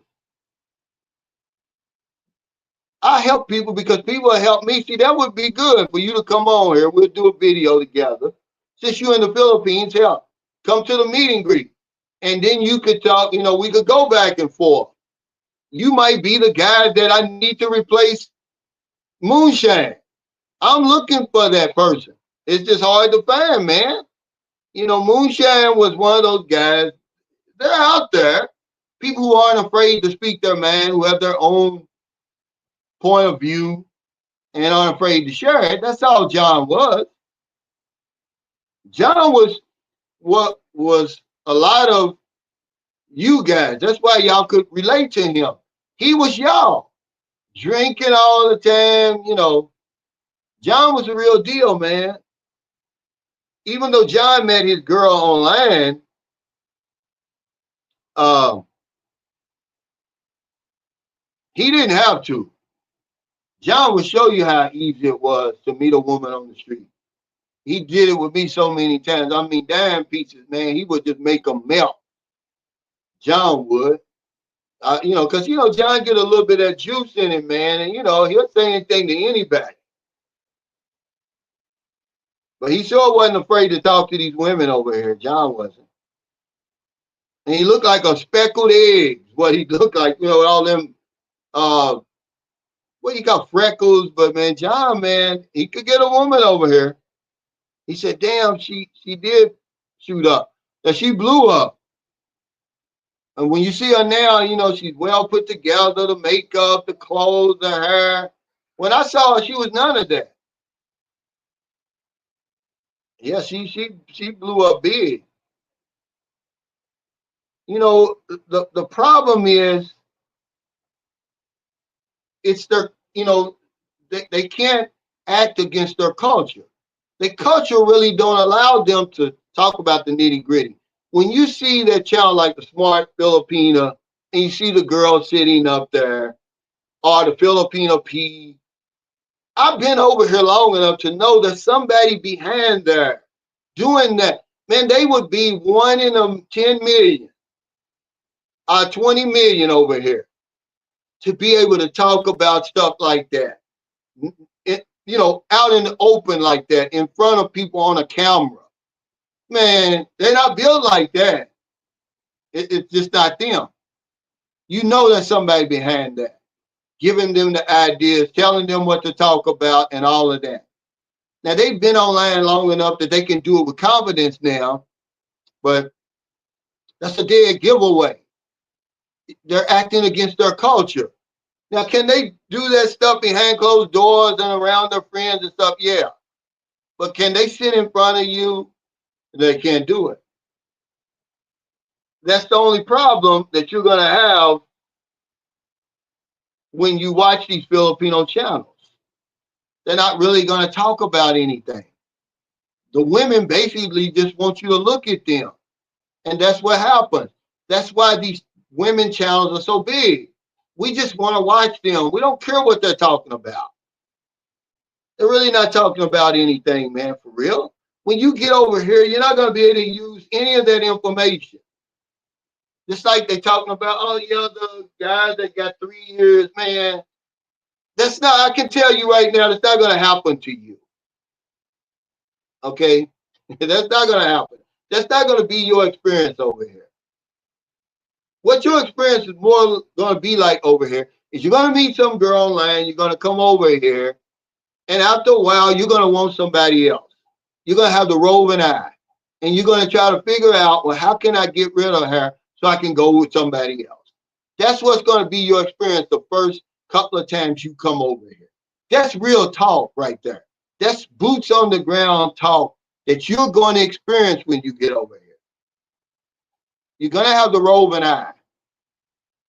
That's real. Okay, instead of talking about what Filipinos like, why don't you talk about what you like? Wouldn't that be more interesting if one of these big bloggers would tell you, oh yeah, this is what happened to me when I met the guy for the first night. You know, we jumped in bed together and, you know, I told him everything he wanted to hear. He told me everything I wanted to hear. Wouldn't that be interesting? But they're not going to do that. It goes against their character, their culture. They will never do that. So they'll speak to you as a third party. This is what Filipinos like. You know, do Filipinos like this? It's always going to be the third party, the third person, rather. They're never going to tell you personally anything about them. That's why when you go watch the Filipino Wanderer in her new video, you're going to see the real side. Okay, you're going to see that that's the nitty gritty what she's talking about. She's not letting anything, she's not holding anything back. Only time you're going to see that is when they get mad, if they hurt. But all you see is them smiling and everything, sitting there and telling you all this stuff, the bullshit. Now, I'm giving you a suggestion. You don't have to follow it. I'm telling you to go watch the girl's video. If you really want to know what's going on over here, it's going to give you a more clearer view than any other video you're going to watch that a Filipino's doing, because they're simply not going to tell you the real deal. It's so much they're not telling you. It's so much they're hiding. No, it's not Filipino P. It's Filipino elated. That's who it was. But Filipino P had a big explosion too. You know, imagine she started in May of 2020, and I started August 2020, really July, but really putting out videos August 2020. And I didn't see her until she had exploded. She probably had 50,000 subscribers or something by the time I really knew who Filipino P was. Man, no, 30,000. But hell, she's probably got what, 400,000 now? So yeah, she's got a heck of a success story. But I never met her. See, I've never met Filipino P. I've met Filipino lady. And to see her sitting across from me, not from me to the wall right there, and we're talking, and she said, hey, can I interview you? And to what she is now, it's amazing. It's amazing to me.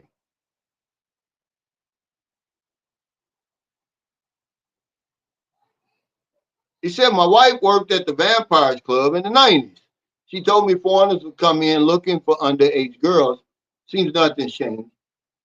People are like that. You know, they get their preferences like that, man. There's a price you're going to pay, though. You know, you can only get away with that for so long over here. Somebody's going to tell on you. You're going to get discovered, man. It's not worth it.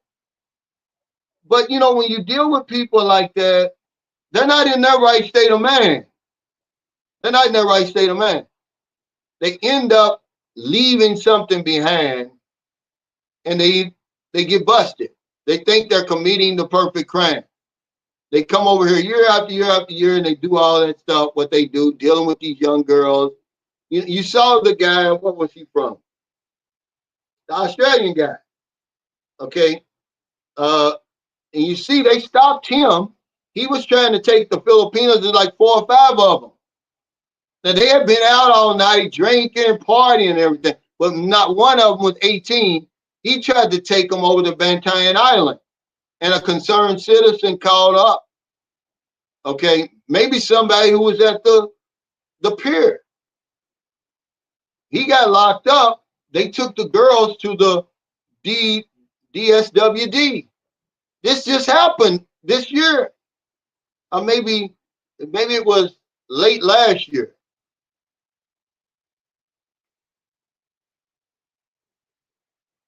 And they eventually get caught.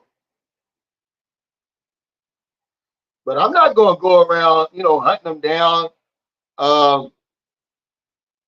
trying to turn nobody in or nothing like that, man. I wouldn't wish that on my worst enemy, man.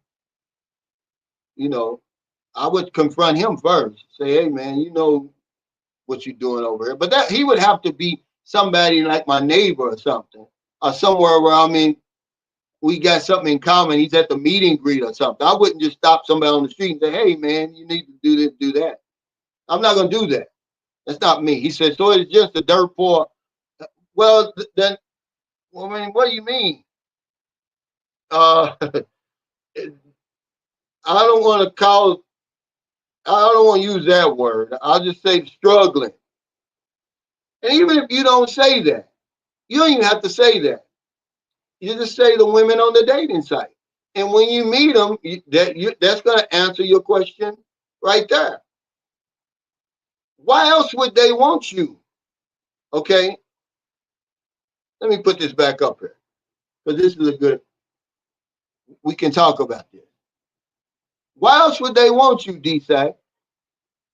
Why would a beautiful, attractive young woman in the prime of her life, why would she want to deal with a man who lives 8,000 miles away, has nothing in common with her? Nothing in common. Okay, other than, she's desperate and he's desperate. That's the one thing you have in common, but, it's 18 to 80. He may be in a wheelchair. He may be on a walker. Or he's certainly out of shape. Okay, well, why would she want you if she had her own job and was able to pull herself up by her bootstraps and okay, if she didn't need you in some kind of way, why would she deal with you? That would be the question I would ask instead of, so is it just the dirt poor Philippines that won't want us? And remember, why are you over here? Why are you over here hunting these young women? Because that's what you're doing. It's what we're doing. Why are we way over here on the other side of the planet? And I'm not putting you down, but I'm saying we should be asking these questions of ourselves first before we ever get to the Filipino, man. You should be asking yourself.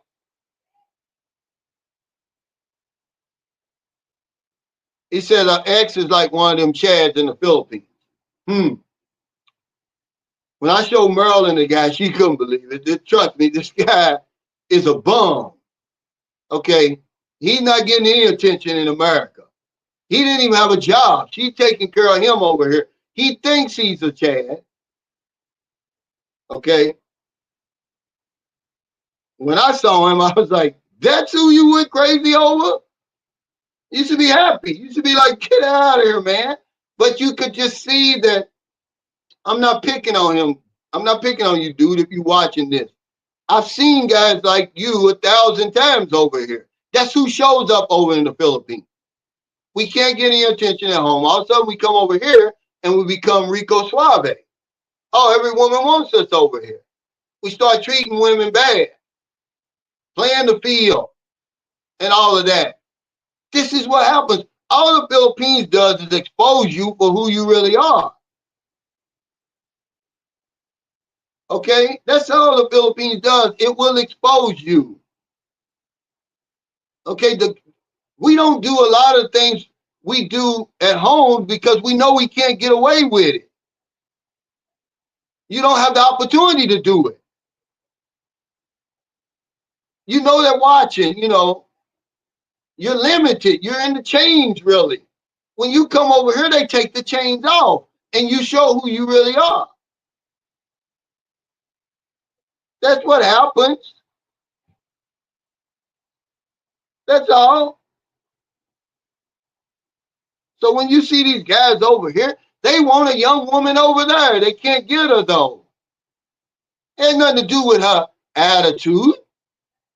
You tell me you ain't going to deal with a damn piece over there, regardless of her attitude.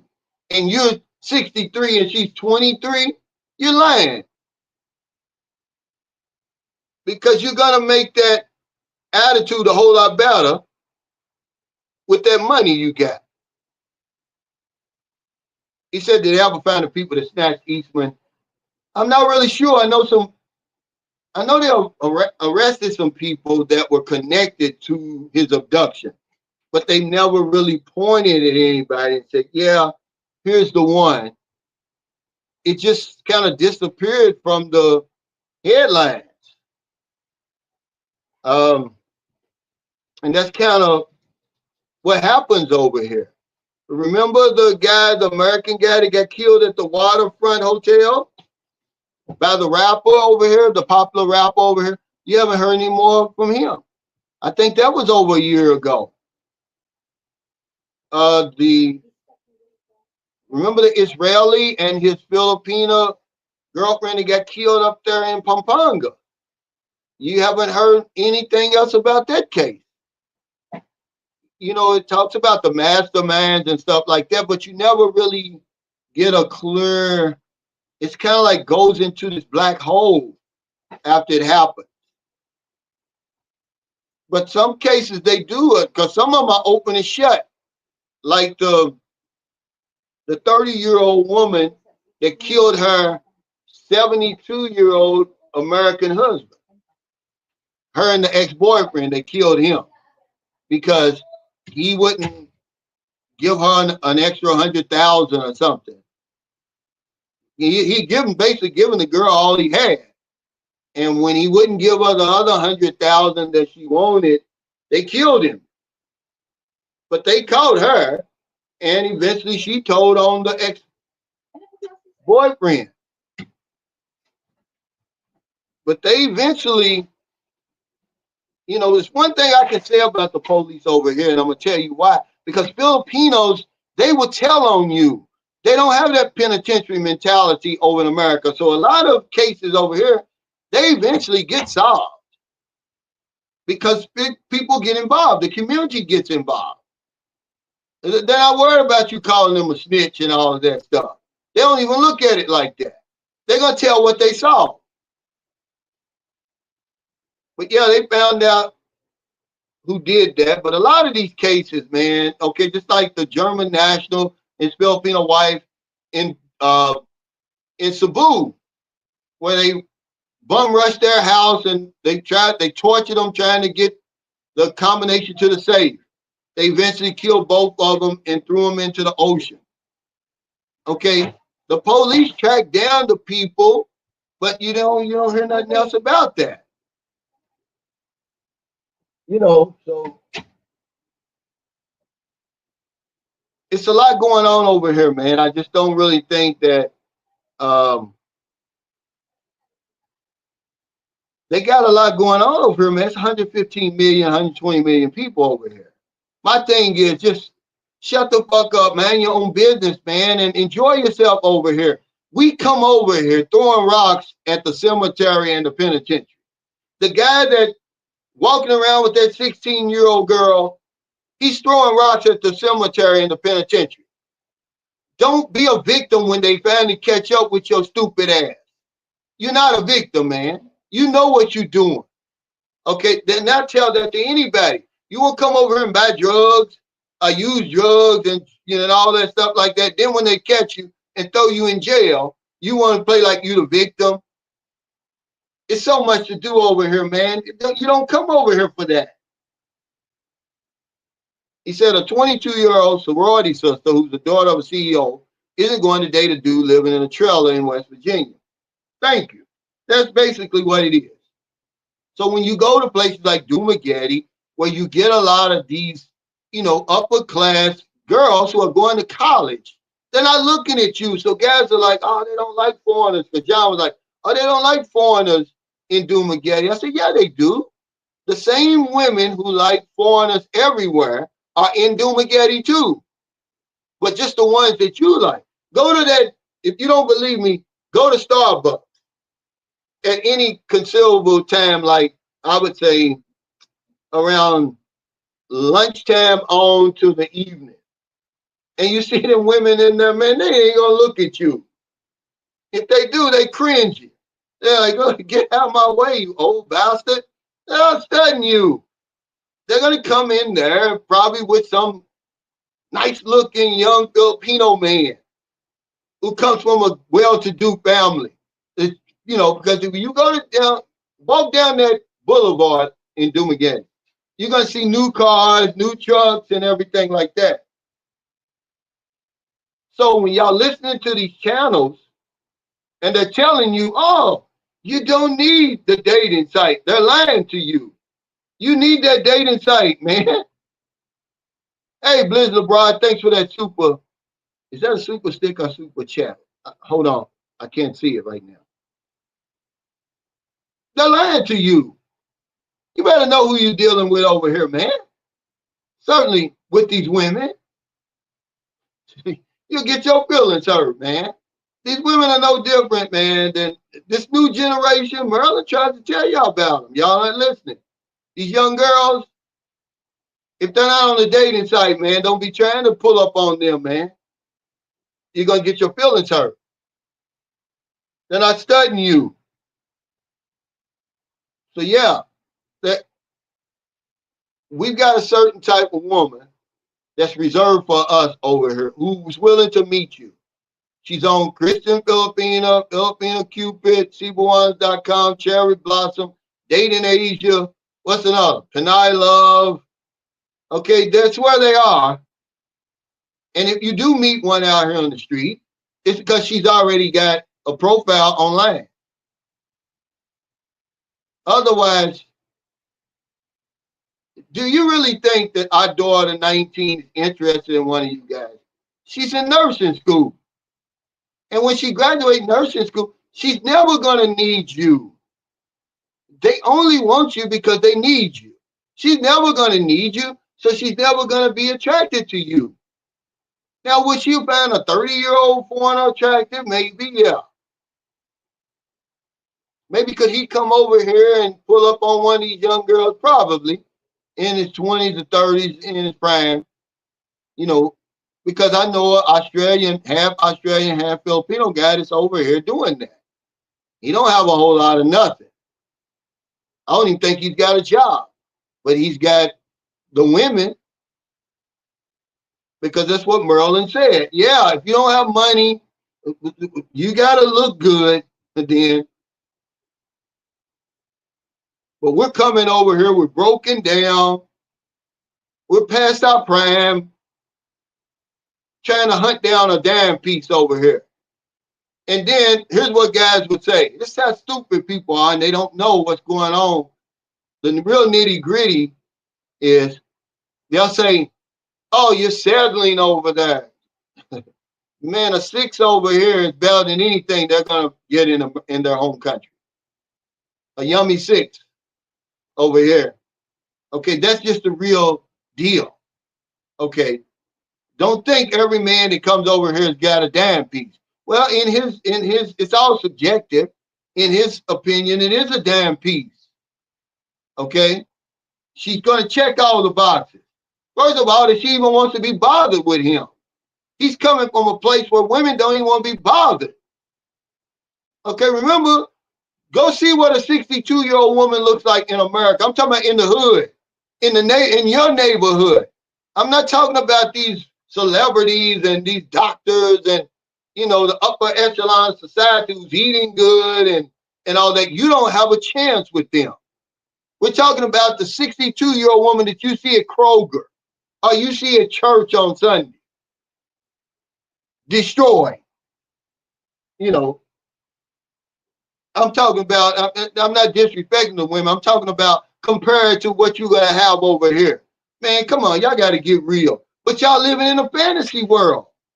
Y'all don't want to hear the real life. Y'all want to hear that bullshit they be telling y'all. Women ain't no different, really. Yeah, they got a different culture. Don't let it surprise you that a woman online is interested in you because she needs you for something. What was we talking about the other day? Remember mutual exploitation? That's all it is. Okay? But y'all think that I just be on here making shit up. There's something called mutual exploitation. That's what's going on over here. Okay? And whether you want to hear it or not, you're both using each other for your own personal needs and desires. That's all it is. But it's mutual. It's not one-sided. Now, you want to come over here and fall in love with the woman, then it becomes one-sided. Because now she's going to start holding back. She knows she got you. And it's not going to be a mutual. It's not going to be mutually beneficial to both parties. You better make sure that it's always mutually beneficial. That's when you know you in a good relationship over here. Other than that, all that other stuff, you can throw it out the window, throw love out the window. Can you trust her? And is it mutually beneficial? If you can answer yes to both of them, you got a good one over here.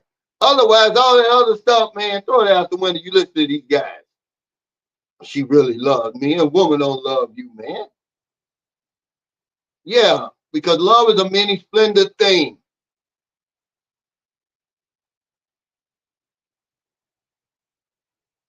I love chocolate. You know, I love the beaches. She gonna love you like a brother or something, like a member of the family.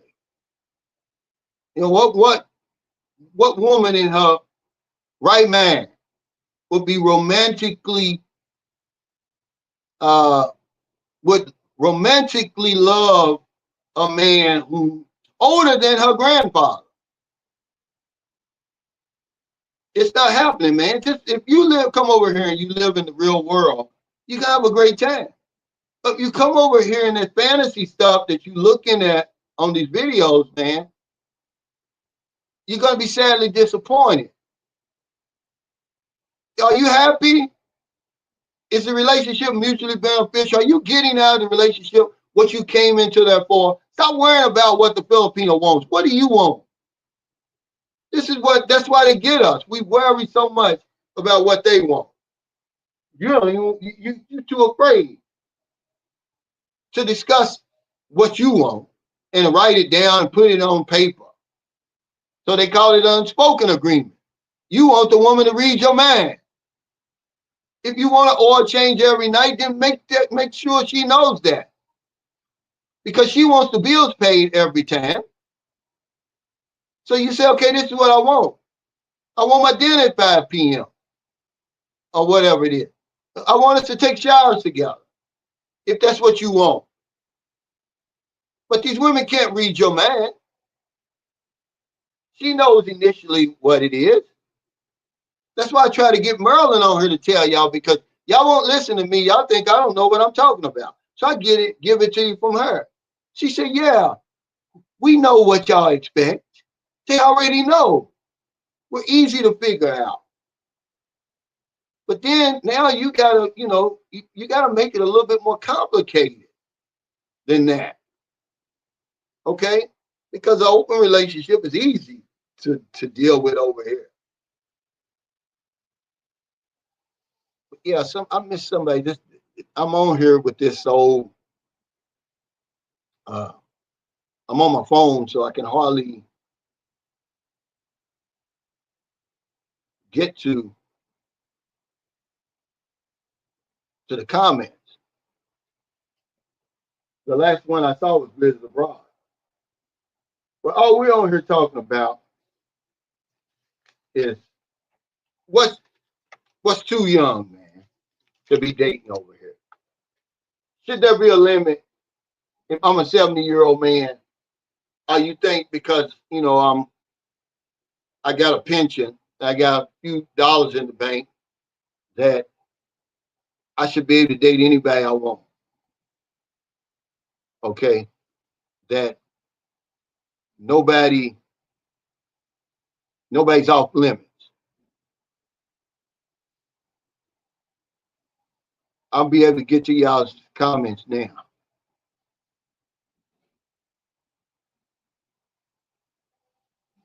He said, Cal, we know you only love Curly. I mean, I love everybody, but I'm not in some delusion, thinking that some woman's romantically in love with me and just fawning over me.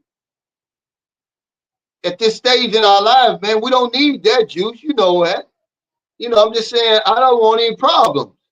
I want a cooperative woman, okay? It's real easy. I'm going to do what you want me to do. You just do what I want you to do. How easy could that be? The only reason any relationship breaks up is because somebody stops doing what they promised they were going to do in the beginning. That's all. That's all. Why would your relationship stop if you're doing everything that you said you was going to do in the beginning, and she's doing everything that she said she was going to do in the beginning, what reason would it be for y'all to break up? It wouldn't be any reason. But that's the problem. Somebody stops doing something they said they were going to do, and the relationship's no longer mutually beneficial. Yeah. Y'all know I'm telling the truth. So you come over here. They want you to think I'm coming over on vacation.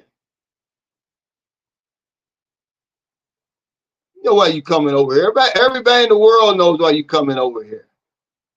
I'm trying to get to this two super chats. They're way back here though. What's up, Hal Funk Base? I like to give people credit, but you know sometimes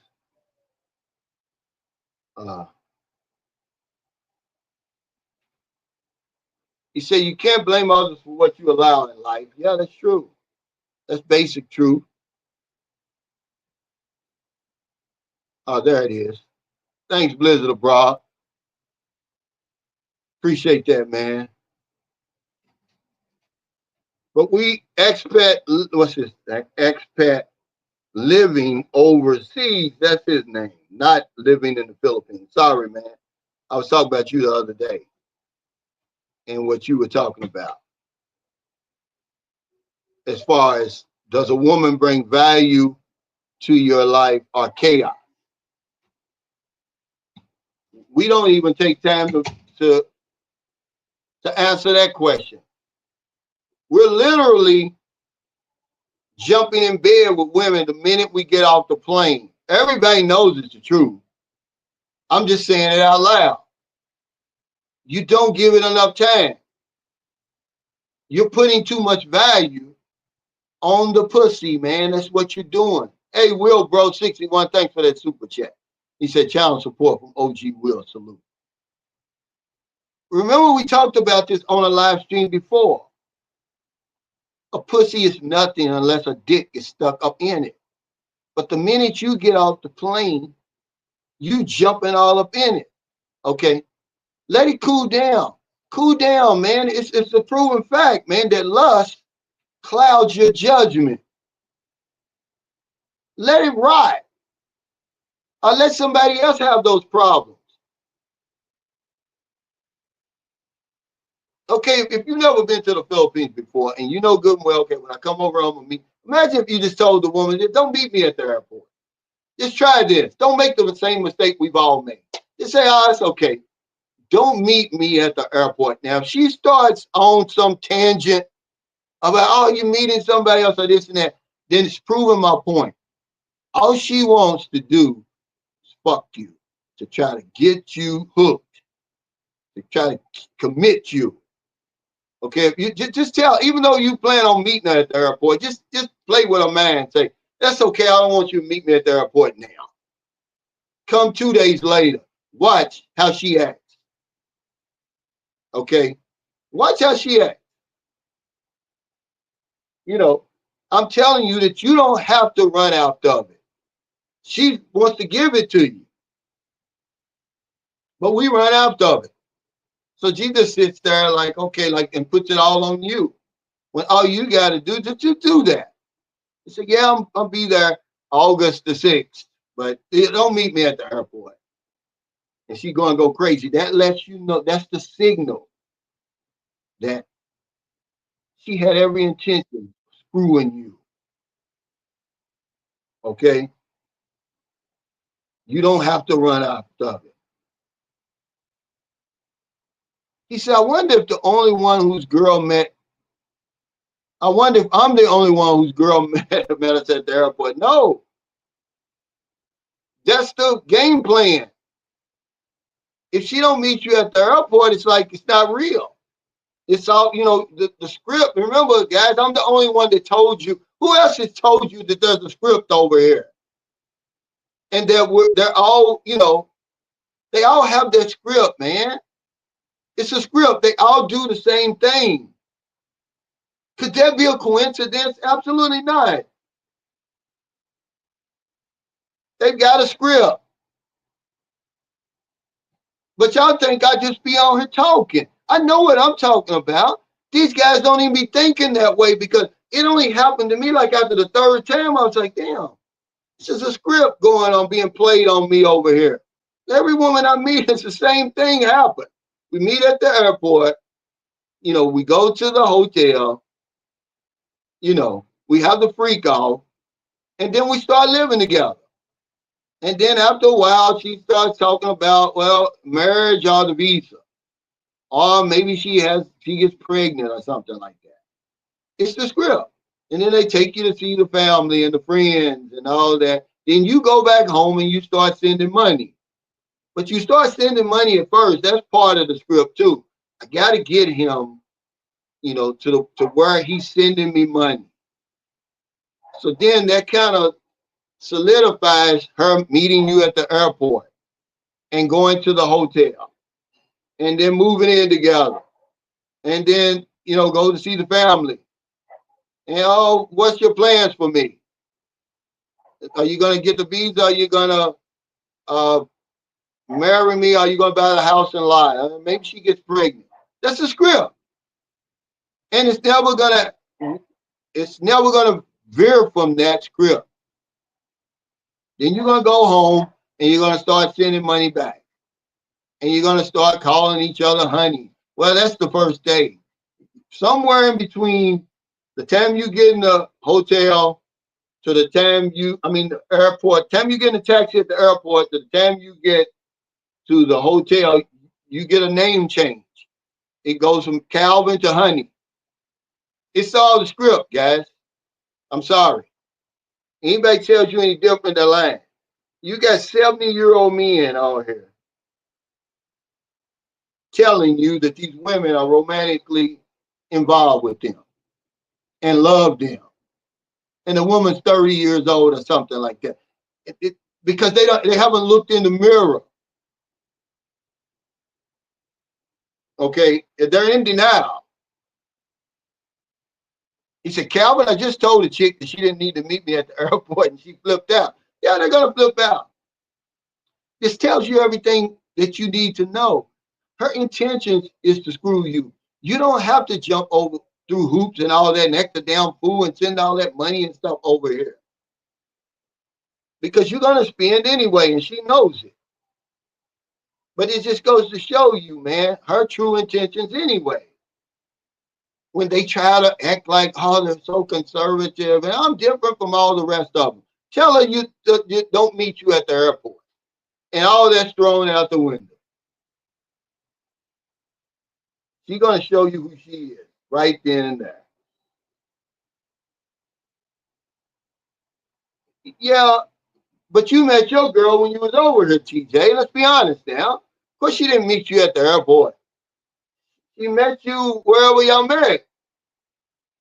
On Tinder or whatever it was you said you met her. You're already over here, you met her. But eventually, it still played out. The script still played itself out. Okay, you didn't wait 6 months, you know, to pop the coochie either. Okay, there's a script, guys. I'm sorry. And anybody that wants to be in denial about that, they want to be the exception. You're not the exception. Okay? He said, woman got to use what she got to get what she wants. Yeah, we got the hot pants syndrome over here. And we, lust clouds your judgment.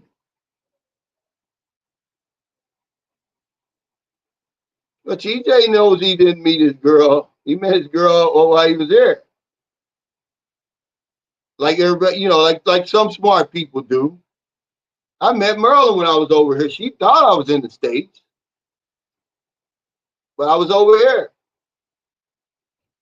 Which is a good one.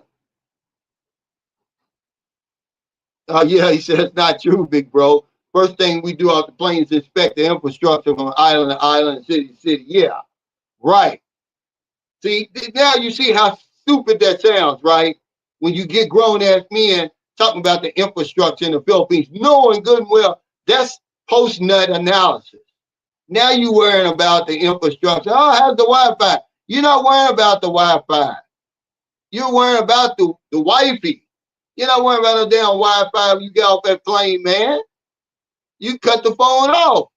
Unless you want them freaks and want to start recording shit. But you know good and well, this is the argument that I've been having for 5 years, Jews.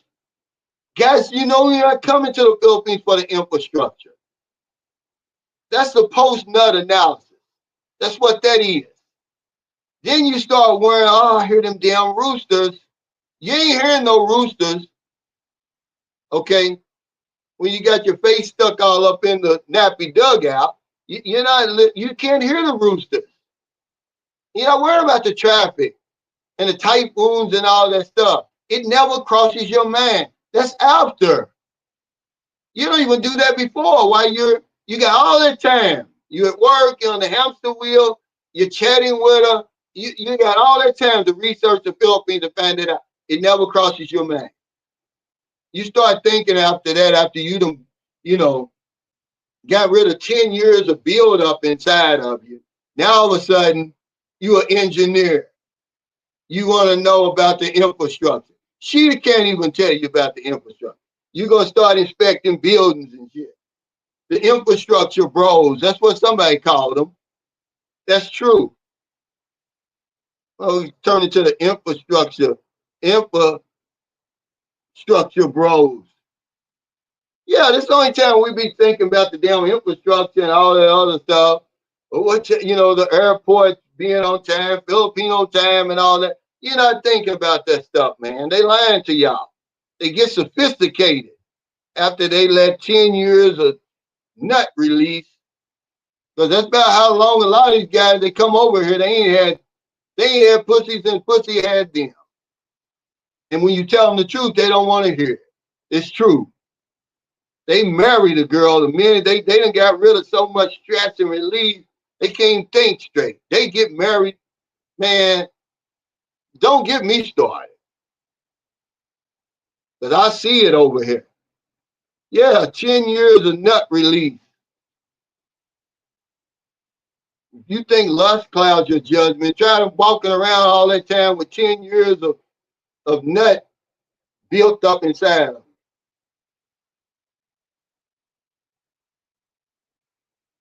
Every woman looks like a damn 10.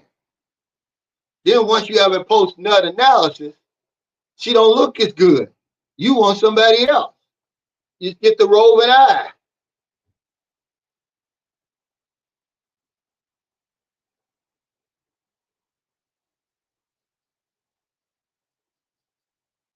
He said a nuclear bomb. Yeah, that's what it be, and they know they got you. They know they got us, man. He said after we get the pushy, now we worry about the infrastructure. That's it. That's it, man. Now we get all sophisticated. We want to know whether, how fast the upload, is it a Wi-Fi, how fast can I upload a video and all that? You guys are comical, man. I've been watching y'all too long. I've been through all of that, but I never dealt with the infrastructure. I never had that argument. But y'all do all that stuff, man.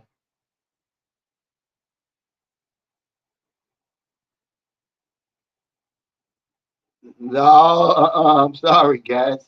It's true. The young guys try to make themselves exempt. There's no exemption. Okay? They not running up on these girls over here. They meeting them. Tender. What's that other one? It starts with a B. Is it bamboo or something? Or all the other ones already named? Nope, there's no exemptions here, buddy. You got 5 years of nut release, at least. And they know it. and they got your butt after that. You ain't letting them out of your eyesight. What we're talking about having a girlfriend that lives 8,000 miles away. How crazy is that? Calling each other, that's my fiance and all that. You live in a whole other hemisphere. That pussy ain't that good. But in our minds it is because you ain't had it in so long. But when you get somebody out here to tell you the truth, you push back.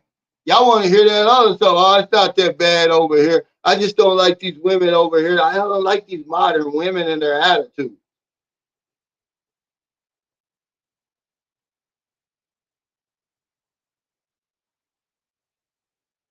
Yeah, world record. That's why a lot of women, they get pregnant the first night. I told them, I thought my equipment stopped working. I was like, well, I just threw my hands up. I was like, well, it must be the old prostate. Since I'm 45, I didn't know nothing.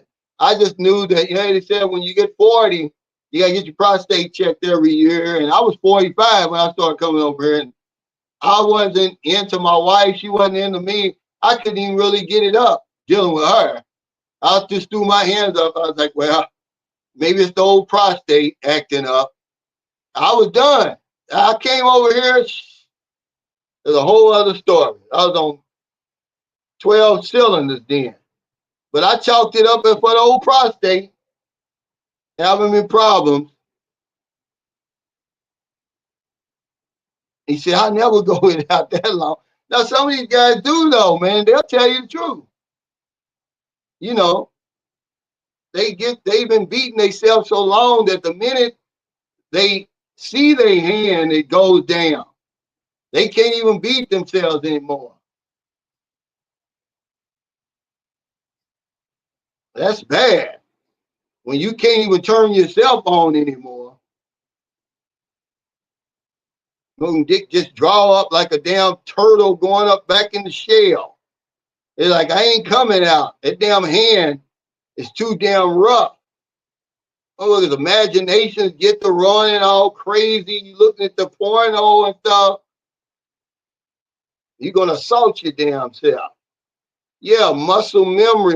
Be like, the hell with that. I ain't coming out. They're gonna beat themselves into a damn stroke.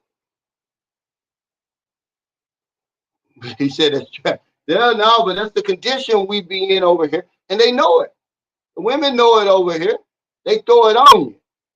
They throw it on you, man. That's what they want to do. That's their number one objective. And you meet them at that airport. I don't care if she could have a library of Bibles. She knows what's going to happen.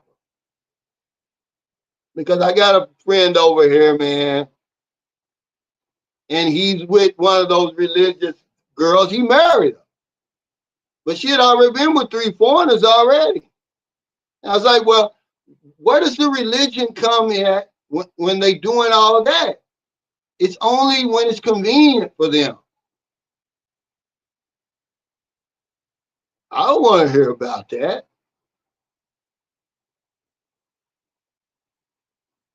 He said, Geo's headed for the kingdom of Thailand. Said he needs some good food. Yeah, I met Geo twice, man. I met him the last time we were in Lapu Lapu. Walked right by him. He looks so different in public. He looks younger. He looks smaller. Yeah, y'all know I'm telling the truth. That's why they get so damn angry when you tell the truth over here. They angry over there in America. That's where the haters be. Cause they ain't had a one. They see you over here. They know what's going on over here. They know you getting the tune up. They know you getting the treatment that they can only dream about. Oh, they hate you. They hate you. My biggest haters are in America. They be sitting there beating their dick watching my videos. They hate me. And anybody like that over here. The minute they get over here, you become their best friend.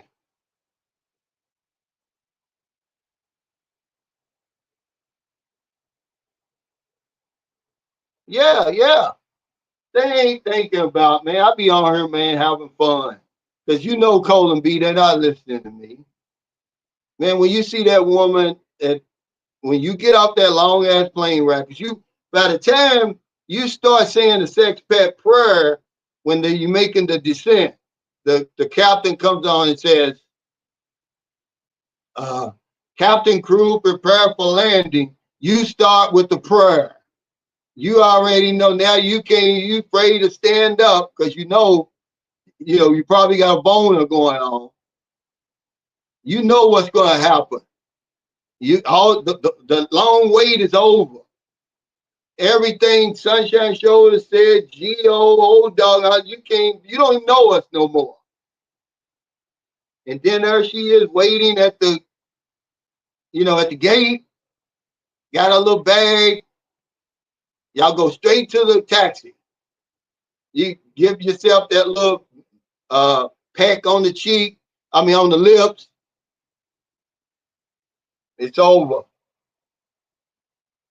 It's over. Then, like I said, after it's over with, it's like, well, when was that meet and greet, Cal, you supposed to have? That was over with last week, dude. That was over with last week. Where you been? Yeah, them guys, man, that's one of my biggest haters are in America, boy. They are struggling over there. But they want to blame it on the women over there. It's not the women.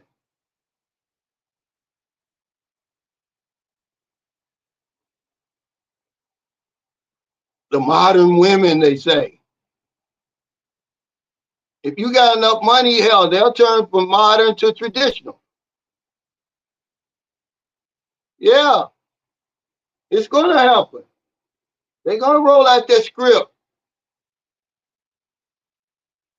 That's the second thing on the script. Meet him at the airport, go to the hotel and have the freak out. Then after that, let's go get something to eat.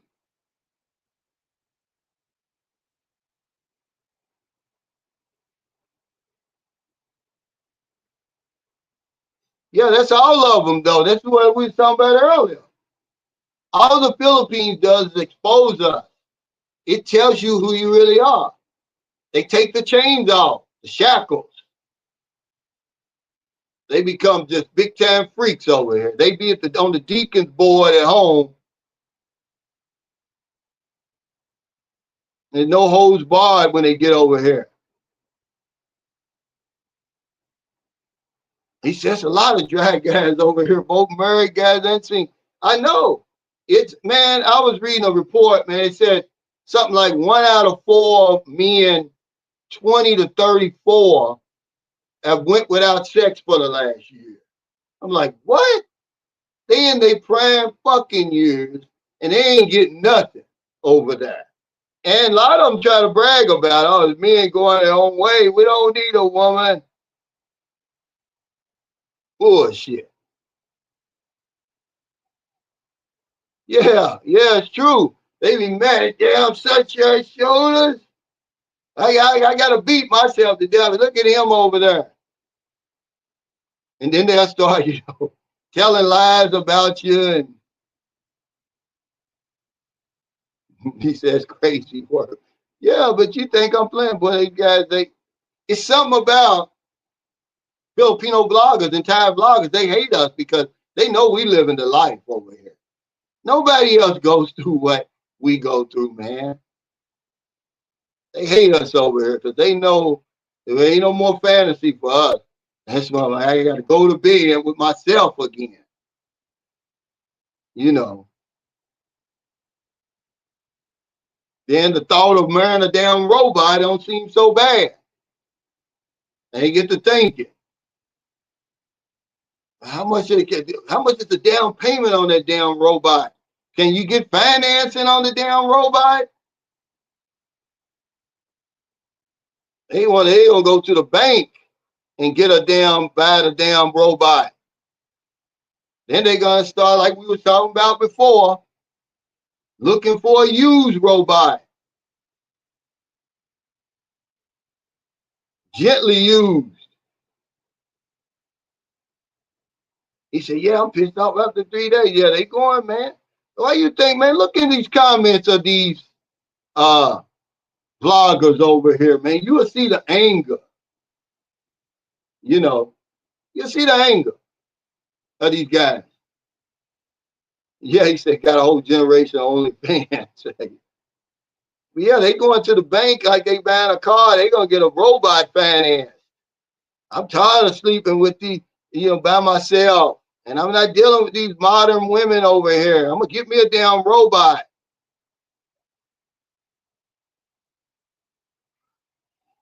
Yeah, just give with a warranty. They're gonna have them with a warranty, not warranty. It's like this is a gently used robot with no warranty. You might bite your dick off. Ride at your own risk. And then you go in there to get the used robot. You have other robots they fixing on the mouth is opened up. The butthole is open. They fixing it back up. You guys are crazy, man. But y'all know I'm telling the truth.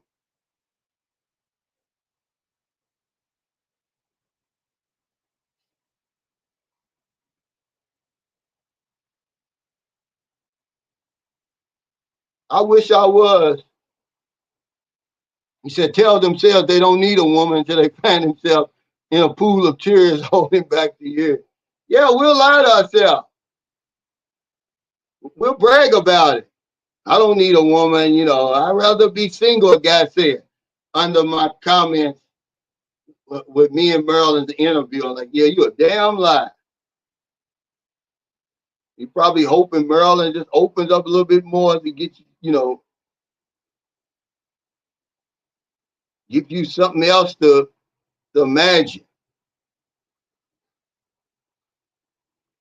He said Tinder and other dating sites has fewer regular girls. The guys with the loot have made regular girls choose the highest bidder. Yeah, you got money, you ain't going without it over there. But we'll blame it on the modern women. Hell, you give them enough money, they'll be traditional.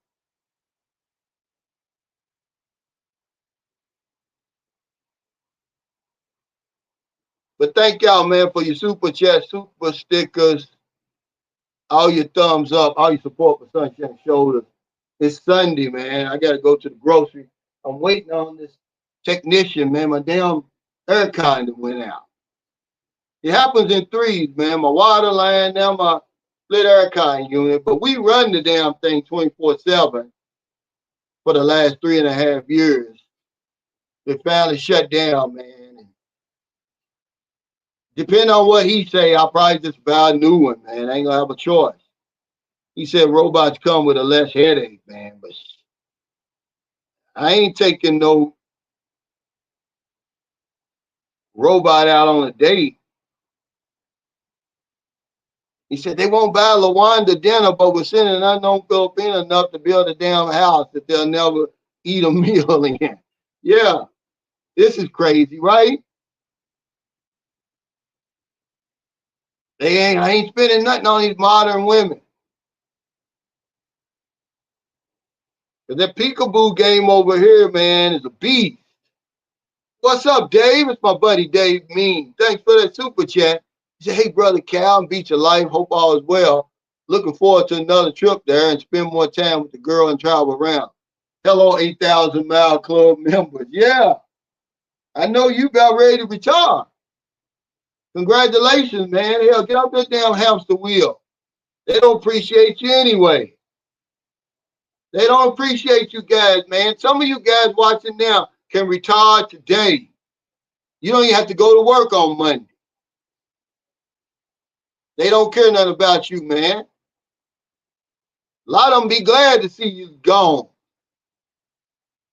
But take care, y'all. Stay safe, stay out of trouble. I'll see y'all next time. Remember, I forgot to tell you, this Saturday coming, man, is the meet and greet in Siquijor Island, August 2nd, at Infinity Sands Resort in the San Juan area of Siquijor Island, man. Come on out, man. This is going to be a good one. I promise you, man. So many women are coming.